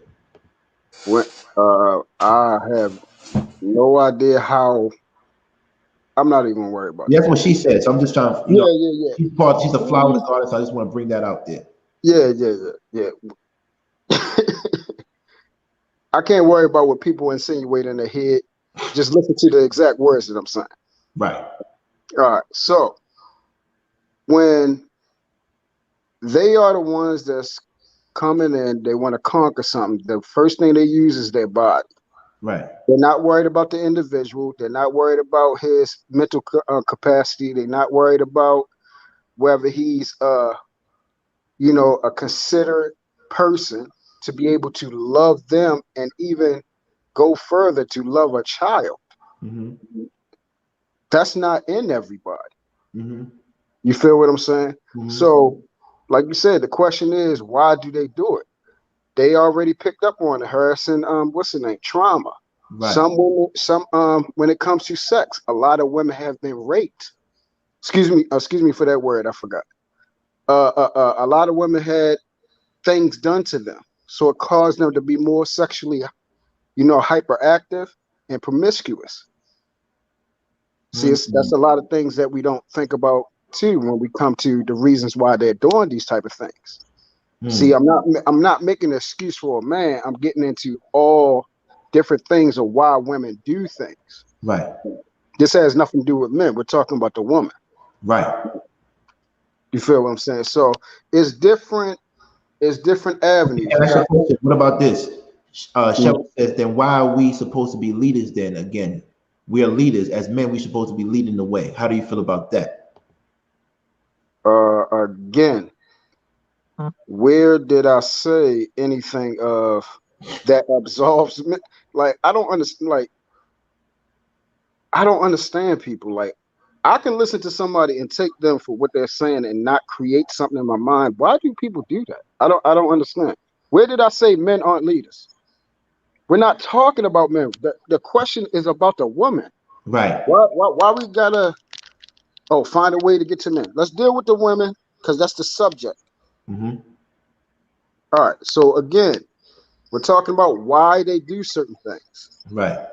Trauma, the latent urge to want to conquer. Mm-hmm. And then you also, let's say, then we can go to the part where they do want a family. They do want, things that they had, watching on television, the Disneyland type of fantasy. The little girls playing with their Barbie dolls. So they want that type of marriage type of situation. Those are the things that drive a woman to do those type of things. What's funny, Truth? There's a question actually to Truth, Harrison, Chef, Willie, and Black. Do you think nowadays we have a lot of professional women that don't care if the man's in life? They just want to have kids because it's a biological clock thing. Is that an issue? Yeah, I definitely think that's a big issue. I think right now people are more or less worried about, or women, I should say, are more or less worried about having the house, paying for it themselves, not struggling with the man or building with the man. They're trying to have the lifestyle without building the lifestyle with the man. It's a lot of selfishness in the society to where women just feel they can do whatever they want by themselves and for themselves because it's more they feel I would almost say that they feel secure in that way because if they do it themselves then they don't have nobody else but to blame for themselves. Right. And what I like to tell people is that sometimes your biggest failures can be their biggest come up. So sometimes you try to build with somebody, it becomes way more satisfying. Okay. Well, I just wanted to go back and speak on a couple things that Bolo touched upon. Right. First and foremost, being a father of two daughters, and I'm sure that other fathers would definitely agree with me, is that a father's first superhero, a daughter's first superhero is their father. You know what I'm saying? So whether these men are able to wear that cape or not, in that household, when a father has a daughter, that's the first man that they're gonna look to. And then, speaking on what Bola was saying, you know, a lot of these fathers have been removed from the household, so like these daughters don't have that superhero to look to, so they trying to find it wherever they think is the best place for them to find it, you know. And then also, when we talk about women want what they want. Whoa. You know what I'm saying? Whoa. Women want what they want, regardless of all the circumstances. And then exactly. Also, saying that, you know, women want what they want, but a lot of the times they want what they want based on their needs at the certain stage in their life. And that goes what you're talking about. Okay, a woman may feel like their biological clock is running out.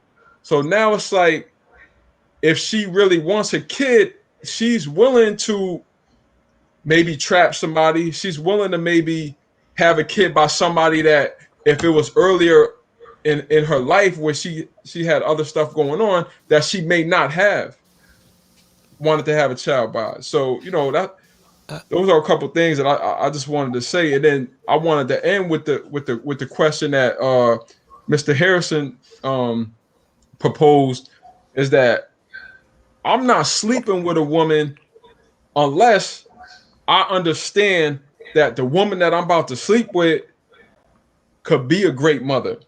You know what I'm saying? And that's before marriage. Right. Because to me, it's more important that a woman could be a great mother than a great wife. Because I'll be all right. You know what I'm saying? I want to make sure my kids are straight. That's right. You know what I'm saying? If I can go ahead. Add to that, I think just if you look at, and this is probably anecdotal, the majority, from what it seems, of the women who are looking to trap are below the age of like 33 in their 20s. I think that when we listen to men who feel like they've been trapped, it's usually the younger ones. Right. It's usually the younger ones. But you're absolutely right. But those younger ones are not developed enough to make those decisions at that age for the acts that they're participating in. You know, so it's like, you know, I don't want to say that they're making mistakes, but they're making decisions that they aren't qualified to make. Yeah, got you. I want to my bad. No, go ahead, baby. Go ahead. Yeah, I just want to come back in and kick it about this for a quick second. What's good, Truth? What's good, Bless Me, Willie Dean? What's good, bro? Listen. What's good, young gun? I think that when women don't end up with men, it's either one or two reasons. She didn't accept whatever kind of leadership that he had, right? Whatever kind of leadership that he had going on, she didn't accept it, or she wasn't prepared for the kind of vision, the kind of leadership that he had. And because we got to be honest out here, and some of these women, and I said this on the show before. Wow. Jazzy said it. Yeah, they end up trapping them. They end up trapping themselves, no doubt. And I think a lot of them end up in situations where they was in love one day. They listened to a guy who said he was going to do A, B, C, and D, right? Like I'm not going to talk about a specific flower that I know, but I know she going through a situation that, like, you know, Willie Dean brought up.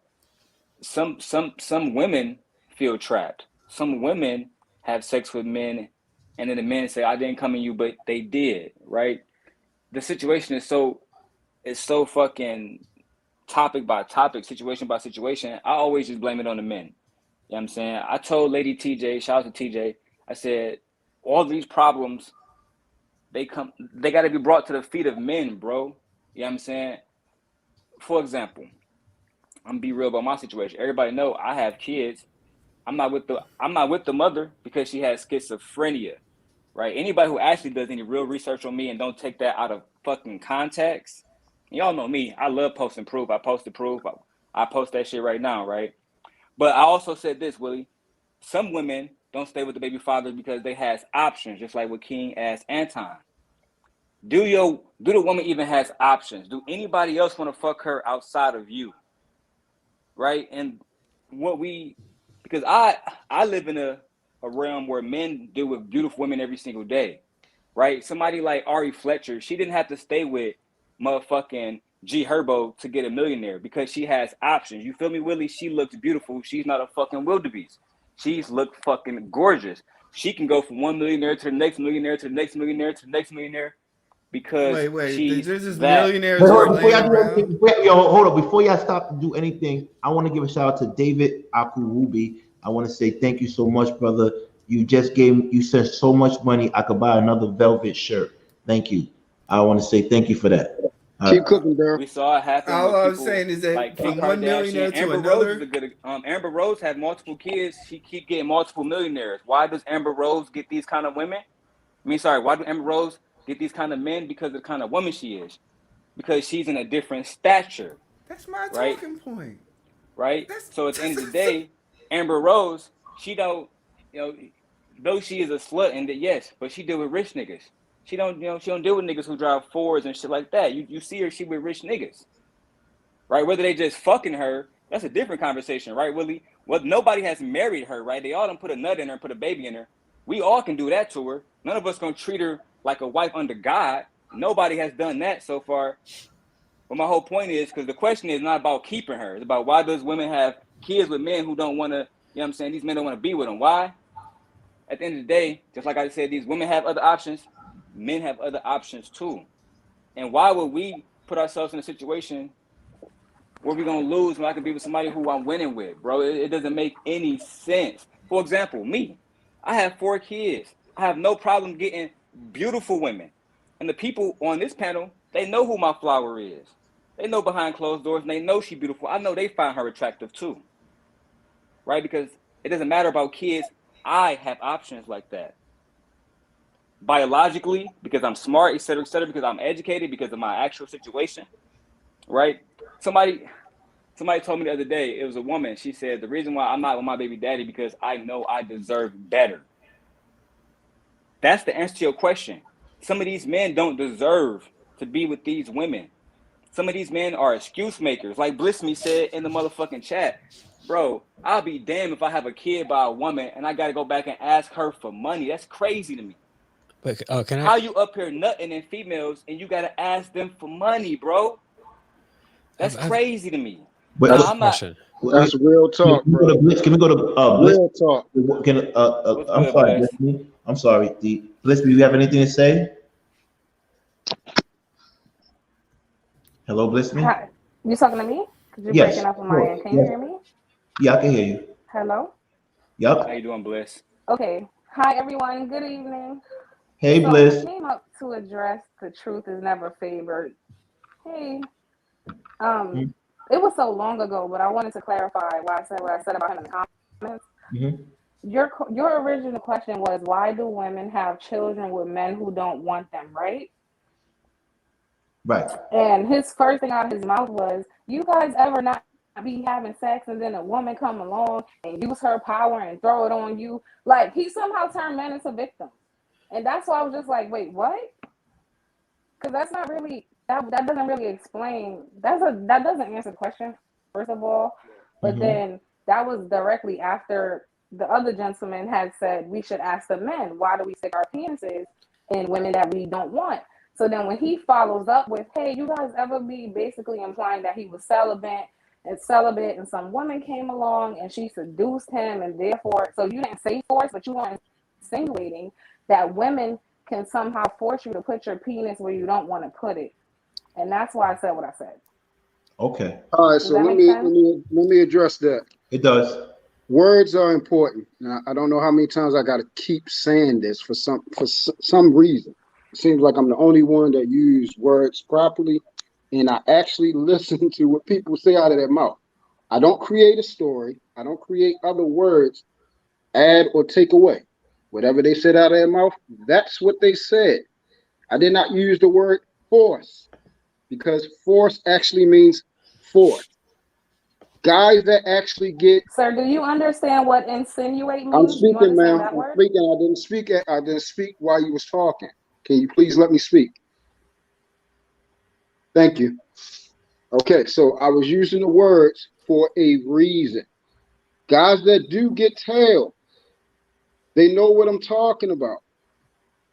Women do get extra anxious when they know you ain't trying to have sex. This is nothing new. This is not saying that a woman forced someone to have sex. We're talking about what are the things and the reasons why women have sex. It's numerous things, the reason why women are having sex with these type of men that don't even care about them, and that they're having babies by them. Y'all got to take your feelings out of a lot of this stuff. I have no stake in it. My feelings ain't in it. I'm going to tell the truth about what actually happened. I named numerous things. I can't help y'all that y'all get triggered by certain things. That's a personal problem for you. That has nothing to do with nothing. And I'm going to continue to say what I'm saying because it's the truth. It actually happens. Those who get a lot of tail, they know what I'm talking about. I don't do that no more because I'm dedicated to my Father God. I have put away those things. I have now de-disciplined. Prior to that, what got me in a situation that I'm in with two different children's moms with two children 6 months apart is the reason why, because I was out there like that. I was doing me. So when it comes to this about slaying women, I did that. I put that thing away now because I'm actually a man. I'm securing myself. I have no more trauma. I got rid of my old demons. But when I was out there, these are the things that women did. If they knew you wasn't trying to have sex, if they knew you wasn't on them, they used what they had. This is the thing, because you don't do that, that's you. You're not all the women that I had sex with. I didn't have sex with you. I didn't have sex with you, so I don't know what you did. You probably don't care whether somebody hasn't had sex a long time. You probably don't mess with dudes that don't have anything. You probably don't mess with dudes because of their stature. I don't know why you have sex or whatever. I mean, personally, I don't care. I was stating the fact of why women do things. Again, it's not a lie. Y'all got to take your emotions out of a lot of things. And please stop adding words to what I'm saying and recite exactly what I say. I'm asking people, please. Words are Brother Truth. Brother Truth. I think that you're brave for bringing up your situation, but is it okay if I ask you a question about it? So you said that you had two children by different women within the 6 months time. Yes, sir. Do you? And this is just like, I guess, a self-reflective question. Is it based on the question that's being asked today? Do you find that it was their responsibility to terminate the pregnancy, or is the onus on you for choosing to have sex with them when you did? Okay, you asked two different things. You know that, right? You said terminated pregnancy. It's not two different things. It's the questions are connected. No, you said terminating the pregnancy. And then you add, for us, are we having sex? Those are two different things. I don't think you heard my question. I'll repeat it. Recite the same thing again, sir. I'll repeat it. So, in consideration of the question that we're asking today on the show, okay, just based on your experience in your situation, I'll ask it in a simpler way. Was the onus on the women who you got pregnant to terminate the pregnancy, or is the onus on you for having sex with them and getting them pregnant? Okay, now I have to ask a question, and this is, why are we terminating the pregnancy? Because that's the first question. I'm trying to figure out, where did that even come from? It's a fair question, though. It's a simple question. And I'm really not trying to be problematic. This is for the sake of conversation. I'm trying to understand, because I'm trying to understand terminating pregnancy. So the question that we're asking today for the show, why are you having children with a man that does not want you? So I guess I'll ask this. The women that you have sex with, did you want them? Yes, these were my children's moms. These were women I was actually with. Yes, okay, I claimed them. Okay, so there's no regrets there. No. Okay, but you said before that you didn't have D-discipline. I said I didn't have D-discipline. That doesn't mean I didn't care about my children's moms. No, by no means am I saying that you didn't. That's No. not what I'm saying. No, that's what you. Okay, you just said. You said, but see, I listened very carefully, sir. You said that you said, but that means that you're saying that you had two different children's moms. You didn't exercise D-discipline. So how did you care? I never once said, how did you care? No, you didn't say, but when you. But when you also, and I'm have to give you respect. You just said, when you put hold the on, brother, caveat my of brother. what? You said you do not like when people put words in your mouth. And you just did it to me. You just said that to me. I did. You just did that to me. Okay, listen to what I'm saying. I didn't say you said anything. I didn't say you said anything. Okay. I said you insinuate. That's what I said about you. I said you insinuated, but you did say the word but. So what did the but mean? So let's get to that. I get what you're saying. I get what you're saying too. But I know you get what I'm saying. I want to hear from him. I know you get it. I want to hear from him. No, I get it. But I want to be fair. He did say insinuate, but she said but you did say insinuate to you. You said that to Harrison.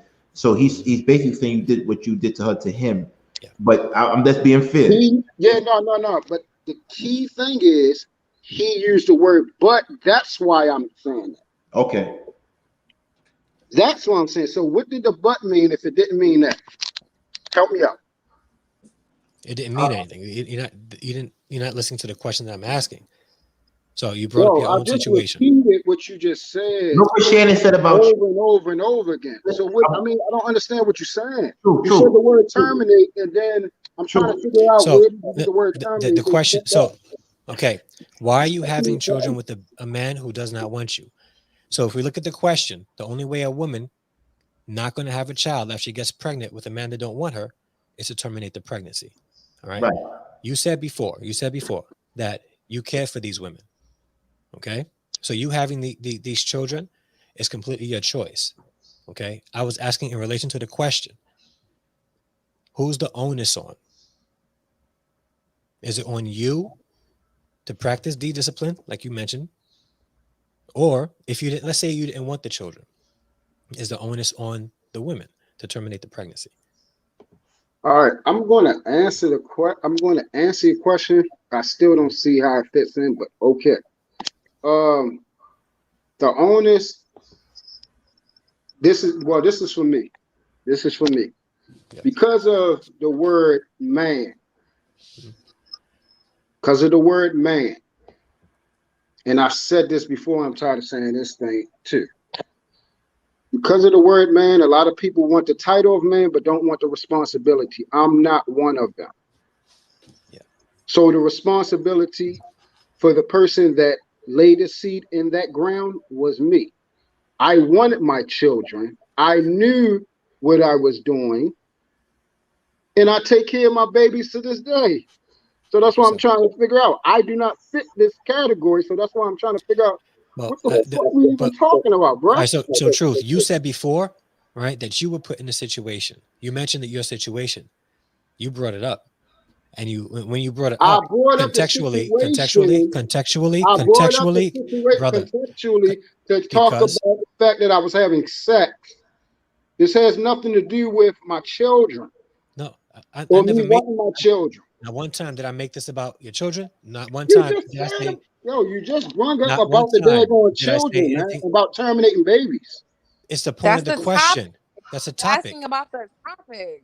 So no, I'm not now, brother. I don't know you, but I believe that you are a great father. All right, and I'm asking you not to look at it too personally. I'm only addressing what you brought up in your conversation when you spoke. I'm only addressing exactly what you talked about. That's it. I'm not making assumptions about your parenting skills. I'm sure you're a great father. I'm not talking about that. I didn't say you was making. I'm trying again, man. You're not listening to me, so I'm going to say exactly what I said again. Okay. The subject is, why are you having children with a man that doesn't want you? Truth. That's about a woman. True. No, true. Hold on one second. I got you, Harrison. This ain't gonna be ganged up, bro. This is not true. gonna work that way. Truth. The question is, why are you having children with a man who does not want you? So my question to you is this: outside of abstinence, which is already, we passed that part of the road, what choice does a woman have to have a child and not have a child? Naturally, it would be the A word, right? That comes with a B after it. So the question is, I'm thinking what he's asking you is, if she has that choice, would the onus be on her? I don't think the question is pointing directly to you or the child. I think it's pointing, it sounds different. That's why I'm saying it. Yeah, because now you took. That's what I do. Okay, now listen what you just did. But hold on, I wasn't finished though. I wasn't finished. Go ahead. The only reason I even took myself off of mute was because I think that I'm seeing where the disconnect in terms of your understanding of what was being said. So I just want to fill that gap, and then I fall back. What I'm stating to you is it's nothing personal based on the mothers of your children. I think what he's stating is, if you're stating the woman has the onus and the decision is up to her, then naturally the A word would be the actual choice that she has to make. You feel what I'm saying? Please tell me you're catching where he's coming from. Because if you're speaking about the situation, then you also have to take in natural consideration. If she's already knocked up, then abstinence is out of the question. So now, what other choices does she have? And that's the question that I think he's trying to get across. Now, there may be something within your essence that does not want to bring the barrier down to release the feeling of it, and it's okay, because that's what makes us beautiful human creatures, right? Y'all making it. Y'all digging too. Say it again. Y'all digging too. Y'all digging too deep for it. Oh, okay. I appreciate your honesty. No, I said y'all digging, not dig. You're not listening. I'm saying digging too deep. Bro, you talking and I'm responding to your words. King? Yeah, what's up? Yes, with me. I feel like he's not like Bless me. Press mute. Like, I don't understand. Press mute. I'll do it. All right, thank you. Go ahead. Can you hear me? Yeah, I can hear you. Okay, no disrespect, but I feel like he's not intellectually, like, he's not capable. Like, he keeps missing the point. I don't know if it's on purpose. I don't know if it's deflection, but we keep getting caught up on semantics. And I was just trying to make like a general point, but then we get stuck on words, and you said but before and after, where that's kind of all irrelevant. Yes. Like, it's just a lot of time being spent on that. That's irrelevant to you, man. Yeah, like, the subject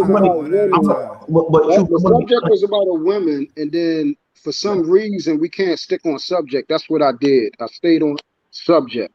Then it went to another subject. Right. I mean, for the sake of the conversation, right? We're gonna move forward, right? And we're gonna move forward. And I'm gonna ask a question, and I want everybody to answer it if they feel comfortable enough to answer. When it comes to bearing children, and I saw somebody in the group chat say it.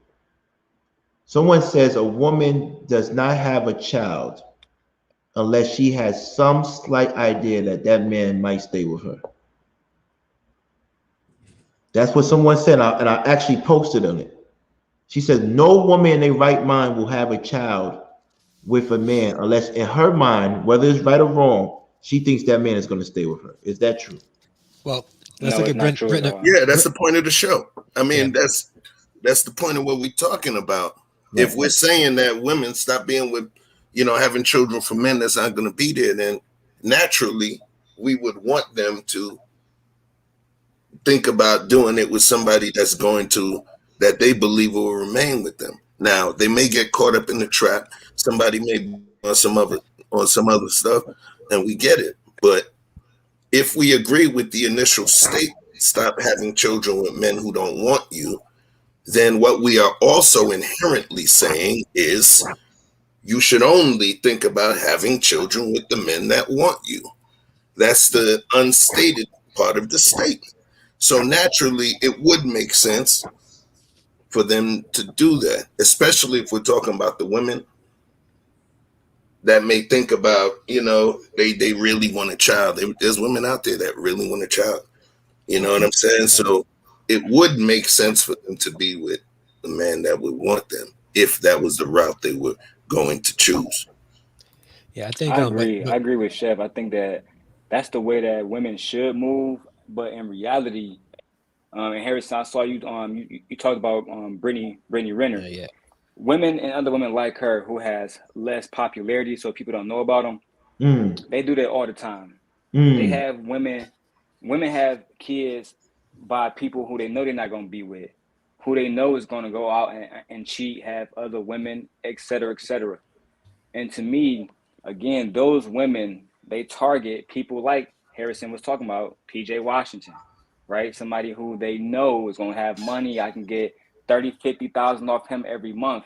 And there's women who do it on a lighter scale. I'm gonna have a baby by him because I know if he don't be with me, he gonna take care of himself no matter what. I'm gonna get child support. I'm gonna get A, B, and C, and D. We just talked about how this is a business. This is a business, and women, like Brittany Renner said in her own video, are her own words.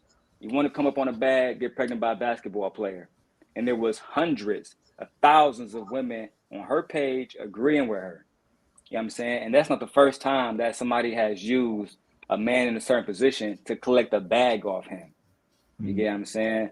So just to that question, I think that, in a perfect world, women would only have sex and have kids with men because they want those men to want them, but that's not the case. Some of these men are nothing but a walking lick. PJ Washington. Machine. Exactly. Okay, let me ask you a question to everybody. I know Will has something to say. This is my biggest issue, and y'all gonna hate me for this. I don't care about gold diggers and women that get pregnant to get a check. I don't. If you're dumb enough to fall for it, God bless them.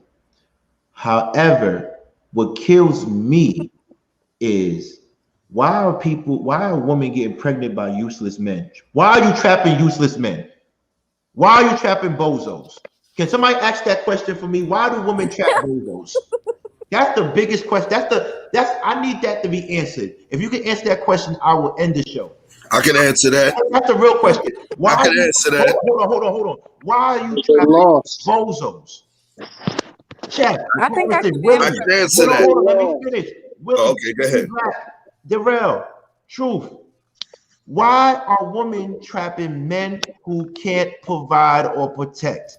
Why? I'm about to get off because this is an easy one. This is super easy. But just to be clear, we're talking about women who are purposely trying to trap men through pregnancy. We're not talking about accidental pregnancy. We're talking about purpose. Somebody said proximity. I don't think it's proximity either, bro. I just think real talk. A lot of these women who be having baby daddies by dudes who not who they really say they are, or they gotta I'm not taking no shots when I say this, but when dudes gotta beg them for money and shit, those women don't have options, bro. All this come down to your options. It always come back down to when this woman go outside, right? For example, let's go ahead and do a quick one. Who here knows who Nicole Murphy is? Yeah. Right? We all know who fucking. Do any of us have any fucking question in our fucking doubt that if this woman was single, she would have options, young options, old options, rich options, poor options, because this woman is absolutely fucking gorgeous. You get what I'm saying? So the women who don't have those kind of options, they go back and they be in the hood, like Shannon would say, they fuck with the Pookie and Ray Rays. They don't give a fuck if Pookie got to come beg them for $20 so he can get his 2 grams every day. They don't care about that. They just want somebody to love them and say, hey, you look nice to me. You look beautiful. Even though she don't, right? Big Meech was talking about this with his father. His father, in the beginning of one of the episodes, The mother was asking, "Do I look nice today?" He had to lie. Yeah, you look nice, but she didn't, right? And the narrative that Meech was saying was sometimes people lie for a reason. My whole point is she didn't have the kind of options that other women like Nicole Murphy has. You know what I'm saying? And Nicole Murphy, come on, bro. She's not about to have a baby by Pookie and Ray Ray. She went from Eddie Murphy on and on and on. You know what I'm saying? But certain women, just like certain men, they always going to deal with certain type of quality of people based on their options. I'm going to always argue that. Well, Jen on the block with Jen said, Angela? On the block with Jen said, you're understanding that the thing is good. Hey, Jen, no, that silly as you're hell. underestimating it. Okay, sorry. I'm reading like E Black now. Hold on. Jen silly as hell, but I agree. But let's be honest. Let's be real about this. It's E Black turn. Your turn. I'm sorry. Let's just be real about this, y'all. We're talking. I wanted to say earlier. Are we talking about women who purposely trap, or are we just talking about accidental pregnancies? Because Angela Simmons, who comes from hip hop royalty, got pregnant by a guy not on her standards. So it's not. Is this a classation thing? Are we talking about just strictly high value women or high class women? Or are we talking about what about the middle ground? What about the lawyer who gets popped up by just her high school sweetheart? Or what about this happens all the time when you have fornicating sex, like just frequent sex. This is what happens every day. So it's not like, why do we act like this is something new that just popped up? People who have sex end up getting pregnant. Can I just say something? I think there's a lot of reasons. I don't think there's one. For some, it might be a lack of options. Mm-hmm. For some other ones, it might be my biological clock is ticking. I don't care. Mm-hmm. For some, it might be, I just want to be loved. I think there's not one answer to that question because it really depends on the woman, her age, her socioeconomic status. It depends on a lot of things. So there's not one way to answer that, but I think you guys are maybe giving it a lot more thought than women do. If a woman loves you, if you happen to get her to the point where she loves you, you could be a complete bum. She's not thinking about that. She really loves you. And I feel like I found it interesting that none of you considered that. It had to be like some intentional trap. No, sometimes she just loves that man, even though you might look at him and I ain't see saying nothing yet. You're right. I'm sorry. But no, just when I hear these conversations, men never consider the human aspect of it, where you just love this person. You really do. Bless me. I'm sorry to interrupt. The reason why I say why are y'all trapping men that can't provide for me, because you are right. Sometimes women love this man, but then when it's time to buy something for the child, that love goes to you bum ass. If you love him, why doesn't love conquer your anger because he can't provide? You feel me? I don't have a child, so I don't really know. But I could call you a bum and love you. Why I can't call you a bum? Damn. I still love you. What about the terms of affection? Terms of affection. No, okay, I'm just saying. You said when anger comes, so I can still love you, but call you a bum today. That don't mean I don't love you. Okay. What about what Nathan Theodore says? I want you and Cheryl to answer that. There is no such thing as an accidental pregnancy. Harrison, I see your face, brother. What's going on? What's going on? I think I understand what he's saying. That's not true. No. Well, I think I understand what he's saying. If he's coming from the avenue of, well, people who have sex have to understand that there's a possibility that, because if you have sex on purpose, how can it be accidental pregnancy? I get that, but I think most people don't go into sex using protection, hoping to have a baby. But I understand what they're saying. I get it. I changed my mind. I agree with him. I'm gonna tell you why. There's so many ways to not get pregnant right now. And if you even slip up tonight, you can go to the pharmacy and get a plan B tomorrow. So I'm going to have to agree. He's right. At this point, anybody who gets pregnant right now, we're not going to call that an accident, because even if you weren't on birth control and you didn't use a condom, you could have got a plan B tomorrow. That's a fact. So, yeah, I agree, actually. That's a fact. That's was right. about to You better take them things like they Skittles. No, you I Hello. can't say take some it. people can't You can't afford take that them all the $15, time. man. You can't take it all the time, but you can. King is giving them things out like Yeah, vitamins. I was about to. No. King I got was a about to Pez say Your like, orange dispenser. juice. He got one of them old school Pez dispensers. Yo, Pop Yeah, he two of like, these. John, here's your orange he juice. give Take you your pill the morning after pill the night before. Nah, man. the night I'm before. 41. If it's gonna happen, it's gonna happen. Jackie Jack. Hey, do you hear me? Hey, talk to us, Jackie Jack. What's going on? Hey, do you hear me? I absolutely hear you. Okay. Hey, Jackie. Hey, how you doing? I wrote in the chat. The question was, why would a woman trap a guy that has nothing going on for him? And I wrote in the chat that it's about power. I've I've I've I said that. noticed I've noticed that women that intentionally trap men that don't have things, they know they're not going to fight for their child because they don't have the resources. They know that this is just it's like a sperm donor. So Wow. they get a child and they'll be able to just raise this child on their own. This guy's not going to really do anything to stop them from raising this child on their own. Damn. That's kind of That was the kind of baby mama terrorism shit that Mr. Palmer was talking about. I like that, Harris. That was funny. But yo, we can't neglect the fact that, you know, the responsibility falls on the men in my opinion, because it's like Facts. you can strap up, you can do whatever. Like, yo, you have complete control. Just because you've been celibate for 5 years, some girl come showing her cleavage, like, yo, where's your discipline? Where's your, like, you know what I'm saying? Like, just Facts, because Willie. you've been celibate and some bad shorty walk by, you don't mean you gotta, you know what I'm saying? Like engage in that act. Yo, where's your self discipline? Where's your control? Like, that's a fact. That I don't understand. But I most agree. men, I agree with him. I agree but with him. most men, like everybody says, they explore their options. They have options. They keep moving around town, doing whatever they want to do, and exploring their options. So it's not about celibacy. It's about a lot of men, like they say, they explore their option because they can get women.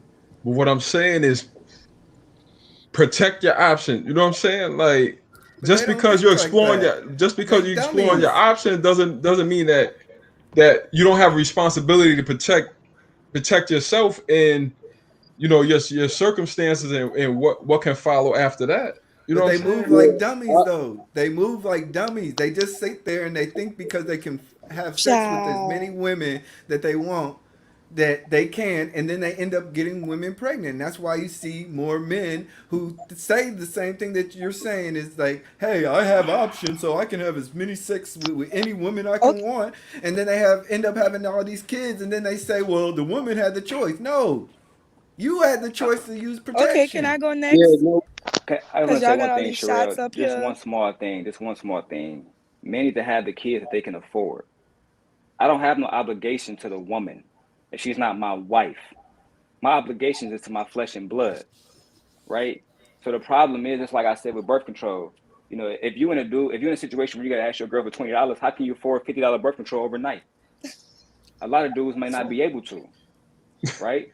A lot of dudes may not be able to, for real. Your wife might, or your girlfriend, whoever, your sister, she might not have that $20 to get to you. You know what I'm saying? The same thing that happened to Smokey and Friday.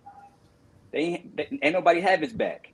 You know, my whole point is, listen, when it comes to this whole situation, men, like Willie Dean said, be responsible for your shit. See, me, I got 4 kids by 3 beautiful women. I had multiple options. They took me to court. Everything good now. Why? Because Daryl Long, make sure Daryl Long was straight. I made sure little Leia in the other room, she's straight. She's straight as fuck. You know why the judge came to my house middle of the night, gave me a pass? Because my shit is straight. See, men who have options like mines, I can get another girl pregnant and not be with her. You know why? I don't have baby mama issues. You know why I can do all this different stuff, Willie? That's a good Why? point. Because hold on, because Harrison, The women, and I said this, King. Correct me if I'm correct me if I never said this. I said the women that I have kids with, even though I'm not with them, they are taken care of. They are taken care of. So the let me rent ask you a is question, paid. Daryl. The car is paid. So let me ask you a question, Daryl. All right, because the question is, why are women having children with men that don't want them? So you're admittedly saying that you are having children with women that you don't want. No. I never said that. The women that I was in a relationship with, I wanted them, but if something not working out, I'm not about to try to beg you to stay with me. I'm gonna take care of my responsibilities. Like I can take care of my responsibilities without being with you. Right. I can make sure that that the roof over your head without being with you. And you know me, Mr. Harrison, I love posting receipts. I'm a receipt puller. You know what I'm saying? So at the end of the day, with me, I make sure, and I told this to Brother Chef a few episodes ago too. You know, shout out to Chef. I said we buy back our time. We buy back our time when we're able to make enough money. I made enough money that my baby mama don't gotta work. I made enough money that they all are taken care of, right? And I keep doing it, and I'm bringing on another flower, and she got a kid. And you know what I did every week? I sent her. Hold on, Shannon. Why you see this is Shannon Slick? Why are you calling Daryl Pookie? No, Shannon good, bro. You only got me check that. Shannon good. Right. I drive an AMG. If Shannon want to have a competition in 50 years, you know, like when I'm 50 or 60, we can talk it out. And I got gray in my beard and shit. We can talk it out. I'm a 31-year-old driving a 2019 AMG. I'm fine. I live 2 hours outside of Detroit. I am fine. Trust me. Right. But Harrison, my point to you was I have no problems. Like, real talk, Harrison. I can call you after the show, and the flower I'm talking to right now, when my baby mama was here living in this house, I was talking to her every night because I don't have those kind of issues. The woman was taken care of, right? Even after she did all of this, right, Harrison? Guess who paid the hospital bills? She injured you? Come bro. Yeah. If I can find a police car, I'll show you the police shit right now. But word to King, word to That's crazy because you know what happened when that happened. The baby shit happened right after. That was crazy. Yeah. It happens to us all the time. We get abused and we get people try to say different stuff about fathers like me. It don't matter. At the end of the day, the judge fuck with me. Friend of court fuck with me. It's all about what kind of man you are. If you a dusty ass nigga, I would never put myself in a position where I gotta beg a woman for money. I'm gonna get out and get a bag. Something about to shake. You feel me, Harrison? Something's about to shake, bro. And how can I be a man raising a son or daughter or whatever if I'm in a position where I can't even afford? I mean, I can't even find something close to me that costs $20, but if you can't afford that, then what are we talking about? You got to be able to afford your children before you get them pregnant, bro. You got to be able. You got to be able to afford the children before you get any woman pregnant. That's what. Because you don't know if you're gonna be with this woman or not. You don't know if she gonna love you. You don't know if she gonna support you. The only thing you know is that you got kids. So you're gonna make excuses, or you're gonna be begging the next nigga to take care of your responsibilities. I ain't gonna front. I'm gonna keep it real with you. I'm gonna keep it real with you. When I went out to get the engagement ring today for my homie, I call every girl and say, y'all not gonna drag me no more. Cause all the money I'm about to spend or whoever I marry, y'all need to start playing around, man. For real. 1906, but anyway, Harrison, you had a good point. You want to make a point because Shannon said he was probably playing around, but he said it was a Pookie alert based on what Daryl was saying. He was probably playing around, but that's not funny. What do you think? Yo, let me just because somebody in the chat like way up. It was they wrote like at Willie Dean. Most men are not turning down free sex. Like somebody gotta explain that to me. Like I don't get it. Like he talking about the people that's not used to getting it, yo. So they don't even have the options to turn it down. That's what he talking about. Right, but it's like maybe I don't understand because I can't relate to those. I can't relate to it. That's why I explained it. You're talking about. Yeah, but you know, I'm not going front. So they're not going to turn down something. My bad. Truth.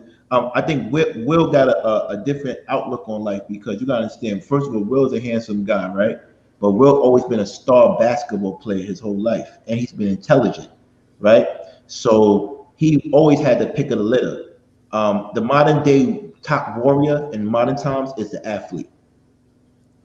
Sports is the only meritocracy in this world where it's based on your performance for the most part until you get to the professional world where it's politics and college. But from a kid to high school and some college, sports players are the modern day warriors. Physique, energy, whatever. So he always had, and then he always was smart too. He was a math major. Will was a math major. So, and he's handsome. So what happens is he always has pick of the litter.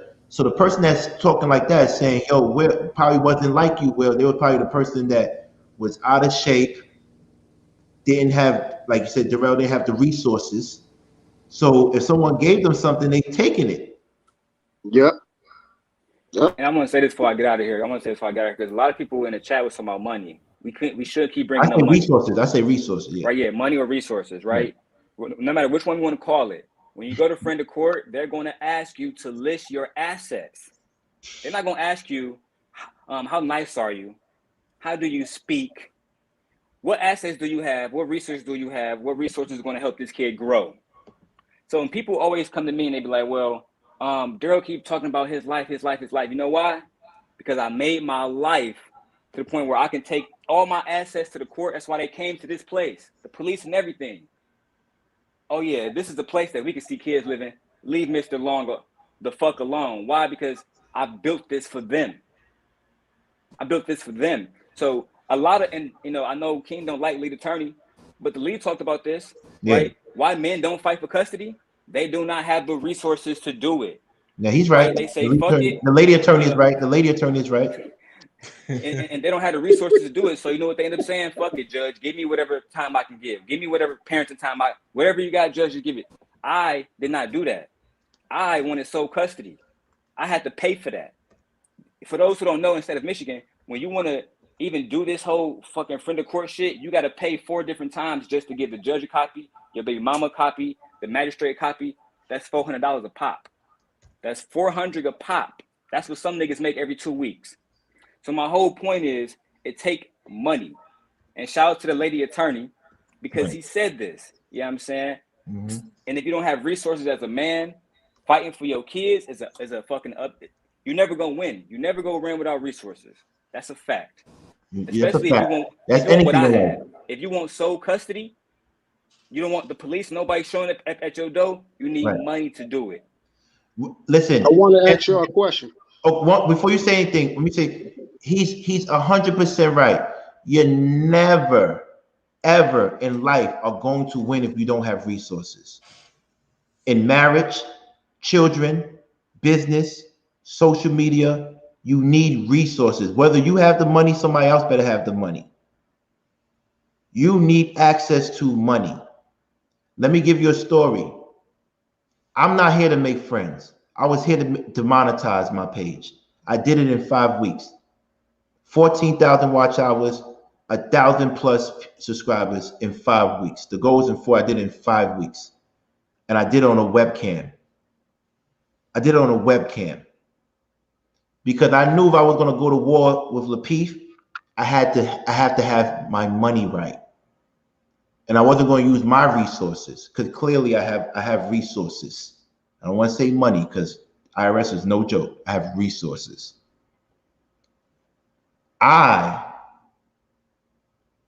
Even my own frat brother Shant said I talked too much. I wasn't going to make it. He told me this. He said, you talk too much. You're never going to make it. You're never going to get this. And guess what? I did it in 5 weeks. And he could never deny that he said that to me, because I call him a low budget Kevin Samuels. But I said that because I like him. And he's actually very smart and very intelligent. But he told me I would never make it. Shannon Rawls. He was one of the people that kept me motivated. But before I go to war with Shannon, I destroy his page in the next couple of months, I had to get monetized. You need resources. See, I let him come on my thing because I love him. He's a Kappa. I could never go against him, but I could destroy his YouTube page. and I will. And I will grip them up like a real Kappa and say, yo, baby, yo, baby, yo. So at the end of the day, let that be known. You need resources. You need resources before you do anything in life. And before I go after the show that made me, yes, Lapeef's Network is probably the show that made a lot of us. That's the mothership. But idols become rivals. Remember I said that. I will destroy that network. And I will destroy TLA's network. I don't care if they got 70, 80,000 people. I'm not the one to play with. I'm different. I'm different. I traveled the world twice. I went to 50 plus countries in 4 years. Ended up in the feds after I graduated Columbia University. A part of one of the biggest organizations you could ever. I'm not here to play with anybody. But the first thing I had to do was get monetized. And make sure my 4 horsemen, everybody around me gets monetized. Because when I go to war with that other people, I'm not playing. I got this in 5 weeks with just content. No mic, no camera, no nothing. Content. That means people want to hear the truth. People want to get down. So let me tell you something. I have grace. I let Shannon come on my stage. I let him come on my chat. I let him joke around. But he knew what he did. He know what he said. And if he denies it, I got the receipts. Off with your head, Shannon. Off with your head. Sorry. Thank you. I just had to give that little speech. Go ahead. I got mad love for Shannon too. No, yeah, I got mad love for Shannon. It's all love. I'm going to chop his head off, but it's all love. No, I had a question. Who controls access to sex? Who? Who controls access to sex? Men or women? My brothers, I'm gonna head off. I do appreciate the opportunity to be part of the conversation. Thank you guys so much. Everybody have a good night. I'm gonna keep thank you. All right. Hey Harrison, man. I see. I catch with you, man. All right, bro. All right. God bless you. All right, my guy.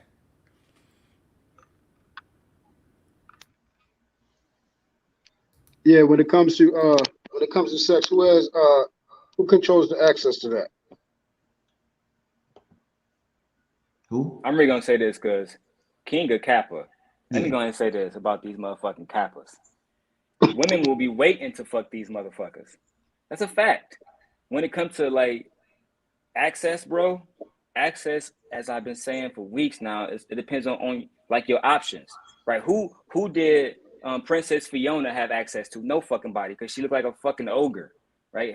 She had access to Shrek, to No, other bro, ogre I wasn't looking talking about it from that. Hold on. Truth. I'm sorry. We gotta take it to Chef page because it's 11 o'clock. Chef, we switch it for 11 o'clock to his page, the post game. Oh, Chef, right. can you give the garden and then garden proverbs, and we go to your page? We got 145 people, so can we? Hey, I'm about to hop off. I just wanted, because the real reason why I didn't want to get into all that, I just wanted to clear the 2 things up from earlier. It's only going to take 10 seconds. Okay. When we was talking about the situation between Abraham and Sarah, right? That was a situation where they was promised by God because they was in old age. Mm-hmm. Abraham was 99, Sarah was 98. They were supposed to be waiting on the promise that God was going to fulfill them, even though in her barren state that she could not have children, he was going to bless them.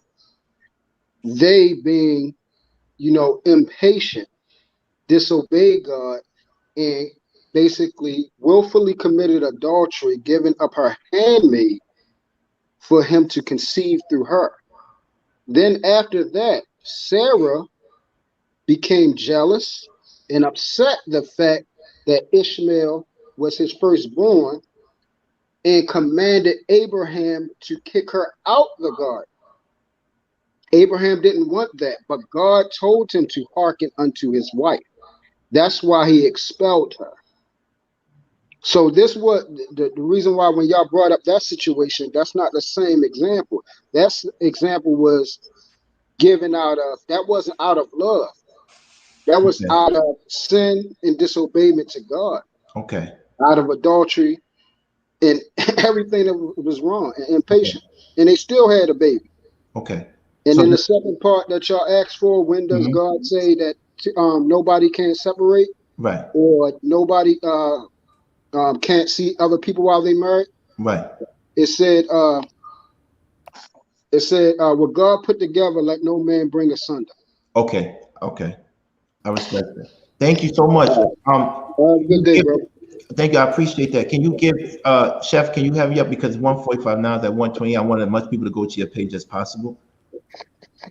Can you do the garden proverbs and then head to your page, please? It was a great night, y'all. Yeah, it was a great night. You handled yourself. You handled yourself well. Black. Go ahead. Against two people. Chef, I want to go to your page. It's 11 o'clock. Thanks. What's going on, folks? It's your boy Chef. I want to welcome you to our sphere. We're not part of the manosphere or the black manosphere. We're not part of the blue pill or the red pill movement. What we're part of is what's called the true pill movement. Within the true pill movement, we have a garden, and within that garden exists two pivotal life forms within our true pill community garden. One of them are the flowers, and the others are the rocks. What makes them important? Well, the flowers are the life bringers. They take the light from the sun and utilize photosynthesis to create oxygen for us that's necessary for us to breathe. Also, they create life from the birds and the bees and soil around them, and they create further life into other gardens. But what also makes them extremely important to us, the fact that even as we take in that oxygen, they create, burn energy, expend energy, expel carbon dioxide. They take the waste from that breathing process and reprocess it back through photosynthesis into life, again, and oxygen for us. So metaphorically, they take the crap that we breathe out and still breathe life back into us. That makes them critically important.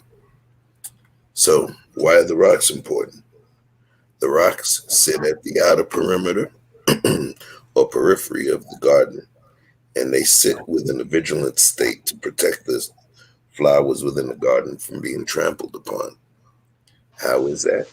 No offending incursion into the garden can take place without someone feeling the pain of sharp stone beneath their feet. So with that being said, it's never a mistake. So what we do as rocks is we stand vigilant outside of the garden to make sure we keep our garden a safe place for communication and for our flowers to bloom and flourish. And we also stand vigilant against the weeds that initially show themselves as flowers, but come with a different nefarious agenda. And like I said, they as well will all be met with swift justice. Thank you so much. We headed to Chef Page. Peace. Peace.